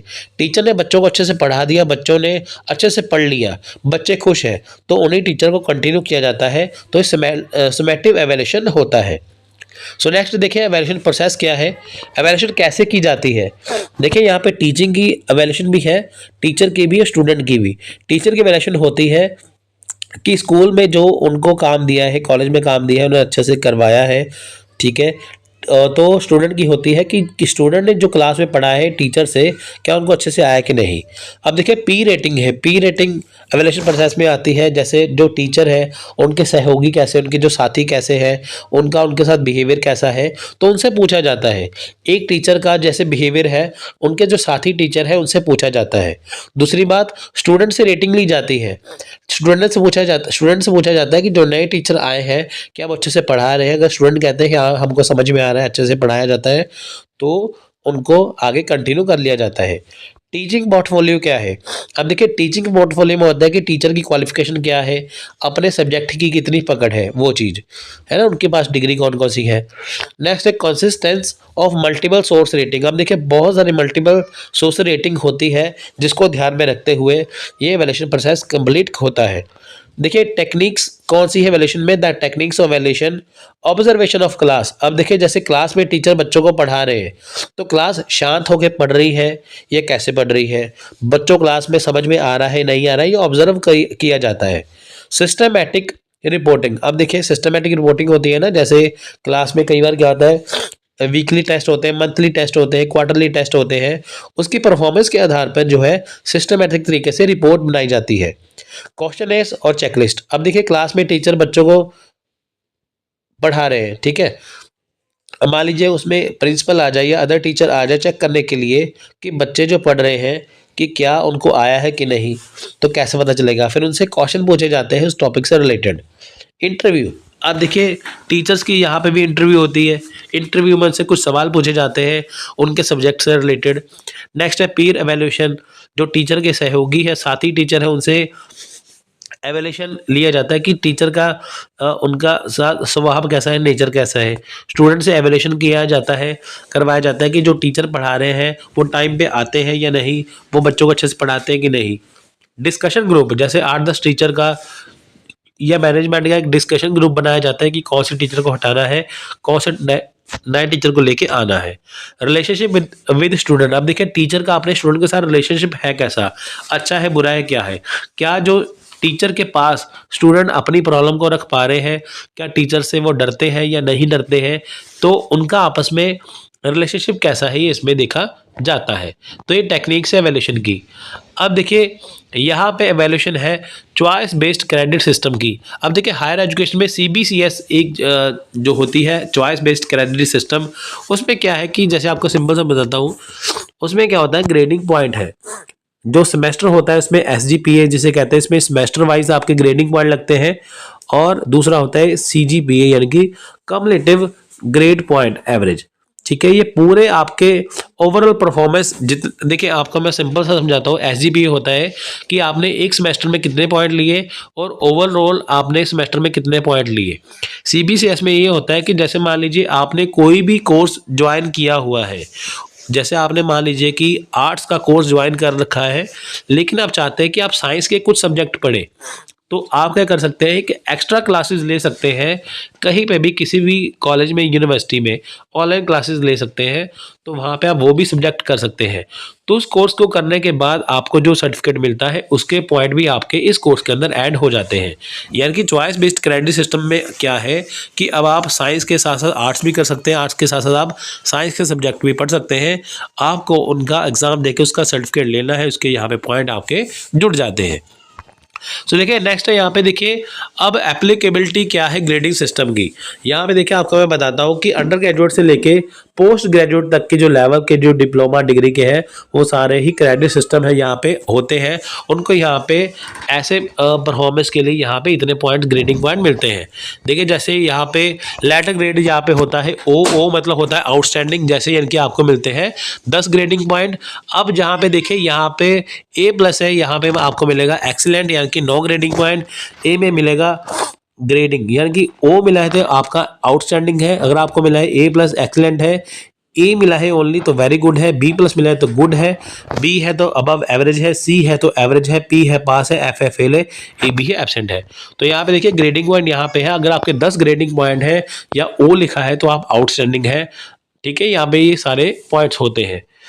अब देखिए यहाँ पे बात करते हैं computer based evaluation and computer assist evaluation की। अब देखिए यहाँ पे कंप्यूटर बेस्ड एवेल्यूशन क्या है, असिस्ट क्या है, आपको मैं बताता हूँ। कंप्यूटर बेस्ड एवेल्यूशन क्या है कि आजकल आपको पता है कि जो जो चीज़ें आपको होती है वो सारी ऑनलाइन होती है ना। Computer based evaluation implies the use of online quizzes and test where the candidates can attempt paper on computer. जैसे आप यूजी सेट का एग्जाम देने जाते हैं ना, वो कंप्यूटर बेस्ड होता है। उसमें आपका एवेल्यूशन किया जाता है कि आपने जो टेस्ट किया है, एग्जाम दिया है, वो कितना सही है कि नहीं। यानी कि जो आपका टेस्ट हुआ है ऑनलाइन, वो जो आपका टेस्ट ऑनलाइन हो चुका है तो वो आपको ऑनलाइन मिलता है। स्टूडेंट जाते हैं कंप्यूटर के पास बैठते हैं, अपना टेस्ट देते हैं, जैसे यूजीसी नेट का एग्जाम हो गया, मूक का हो गया, ऐसे करके। तो वहाँ पे आपको ऑब्जेक्टिव क्वेश्चन मिलते हैं, डिस्क्रिप्टिव क्वेश्चन भी दिए जाते हैं कई एग्जाम में, तो है ना। तो जो आप टेस्ट देते हैं ऑनलाइन वो होता है कंप्यूटर बेस्ड एवेल्यूशन। अब आ रही है कंप्यूटर असिस्ट एवेल्यूशन की। जैसे मान लीजिए आपने जो टेस्ट दिया है ना, टेस्ट आपने कर लिया, आपने एग्जाम दे दिया, यूजी सेट का एग्जाम दे दिया।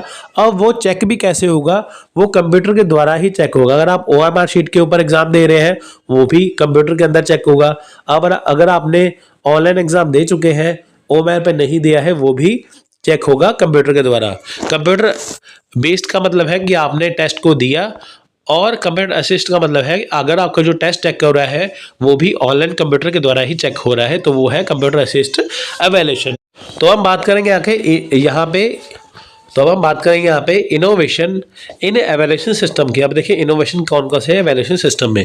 देखिए अर्लियर क्वेश्चन यहाँ पे है कि डिफाइन एवेल्यूशन की। एवेल्यूशन जो है वो कैसे डिफाइन उसे हम कर सकते हैं। तो इवैल्यूएशन से क्या होता है, हम मेमोरी को चेक करते हैं और स्टूडेंट की पावर को चेक करते हैं। इवैल्यूएशन का मतलब क्या होता है कि हमें चेक करना है कि स्टूडेंट के दिमाग में कितनी नॉलेज आई है जो टीचर ने बच्चों को उनको टॉपिक पढ़ाया है।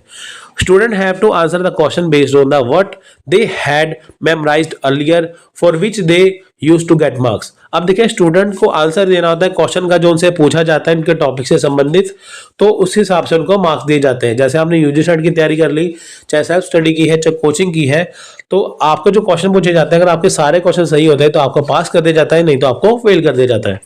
But now it is the question are more conceptual nature. अब देखिए यहाँ पे क्वेश्चन पूछने का तरीका क्या है, क्वेश्चन के जो मायने हैं वो बहुत ज्यादा बदल गए हैं। जैसे देखिए कॉन्सेप्ट मैप है, concept map provide a visual representation of connection between concept that student have learned। अब देखिए कॉन्सेप्ट मैप आपको दिए जाते हैं, कॉन्सेप्ट मैप के जरिए आपसे क्वेश्चन पूछे जाते हैं। कॉन्सेप्ट मैप क्या होता है कि विजुअल प्रेजेंटेशन होता है जो आपके कॉन्सेप्ट से संबंधित है। नेक्स्ट है कॉन्सेप्ट टेस्ट। अब देखिए जो कॉन्सेप्ट टेस्ट है उसमें मल्टीपल चॉइस क्वेश्चन आते हैं जिसे आपको समझना होता है ना। मल्टीपल चॉइस क्वेश्चन आते हैं ना, जैसे एक क्वेश्चन है 4 ऑप्शन है, तो वो होते कॉन्सेप्ट टेस्ट। आपके सामने क्वेश्चन रखे जाते हैं, आपको उसमें से अपना जो टॉपिक है उसके संबंधित उससे रिलेटेड है आंसर देना होता है। नेक्स्ट है portfolio. And portfolio is an online space where student can store and organize artifacts that they have produced in the course such as written assignment, image, video and so on। Portfolio में क्या है कि जो आपने चीज सीख ली है उसमें क्या है, अगर आपसे वो कहे कि आप पोर्टफोलियो बना के दीजिए, आपके पास जो रिटर्न असाइनमेंट होगी, इमेज होगी, वीडियोस होगी अपने कोर्स रिलेटेड, वो आपको यहाँ पे पोस्ट करनी है। पॉडकास्ट और ब्लॉग होते हैं, जैसे मान लीजिए कि पॉडकास्ट आप देखेंगे यूट्यूब चैनल पे चलते हैं आजकल ना, इंटरव्यू वगैरह होती है, वो भी इसमें क्वेश्चन होते हैं। टॉक शो परफॉर्मेंस होती है। टॉक शो परफॉर्मेंस देखिए is an authentic version of the more traditional in class presentation as it directs student to take on and embody their learning and interactive live or record session. देखिए talk show performance होती है ना, जैसे एक teacher आपको पढ़ाते हैं आके, है ना, तो वो वीडियो जो होती है इंफॉर्मेटिव होती है, आप उसे सेव भी कर सकते हैं। उसके अलावा देखिए आर्टिफिशियल इंटेलिजेंस, आज को होता है कि जो एआई है आजकल, आर्टिफिशियल इंटेलिजेंस बहुत ज़्यादा इम्पॉर्टेंट है ना। आप देखेंगे चैट जीपीटी हो गया, उसके अलावा देखिए बहुत सारी ऐसी चीज़ें हैं एआई के अंदर जिससे आप घर बैठे बैठे चीज़ों को आसान बना सकते हैं। इसमें क्या है कि आप अपने असाइनमेंट को बना सकते हैं, बहुत सारी चीज़ें जो है आपको बनी बनाई यहाँ पे मिल जाएगी। तो ये है इनोवेशन है एवोल्यूशन सिस्टम में, यानी कि इस टाइम के अकॉर्डिंग बहुत ज़्यादा इसमें सुधार हो रहे हैं। तो ये है आज की वीडियो, यहाँ पे हमारा पूरा टीचिंग एप्टीट्यूड कंप्लीट हो जाता है। अगर आपने पूरी वीडियो देख ली है तो आपके 7 से 8 क्वेश्चन जो है वो इजीली सही हो जाएंगे। सो यहाँ पे हम अपना टीचिंग एप्टीट्यूड को ख़त्म करते हैं, इसके बाद हम नेक्स्ट यूनिट को स्टार्ट करेंगे। सो टेक केयर, जय हिंद, जय भारत।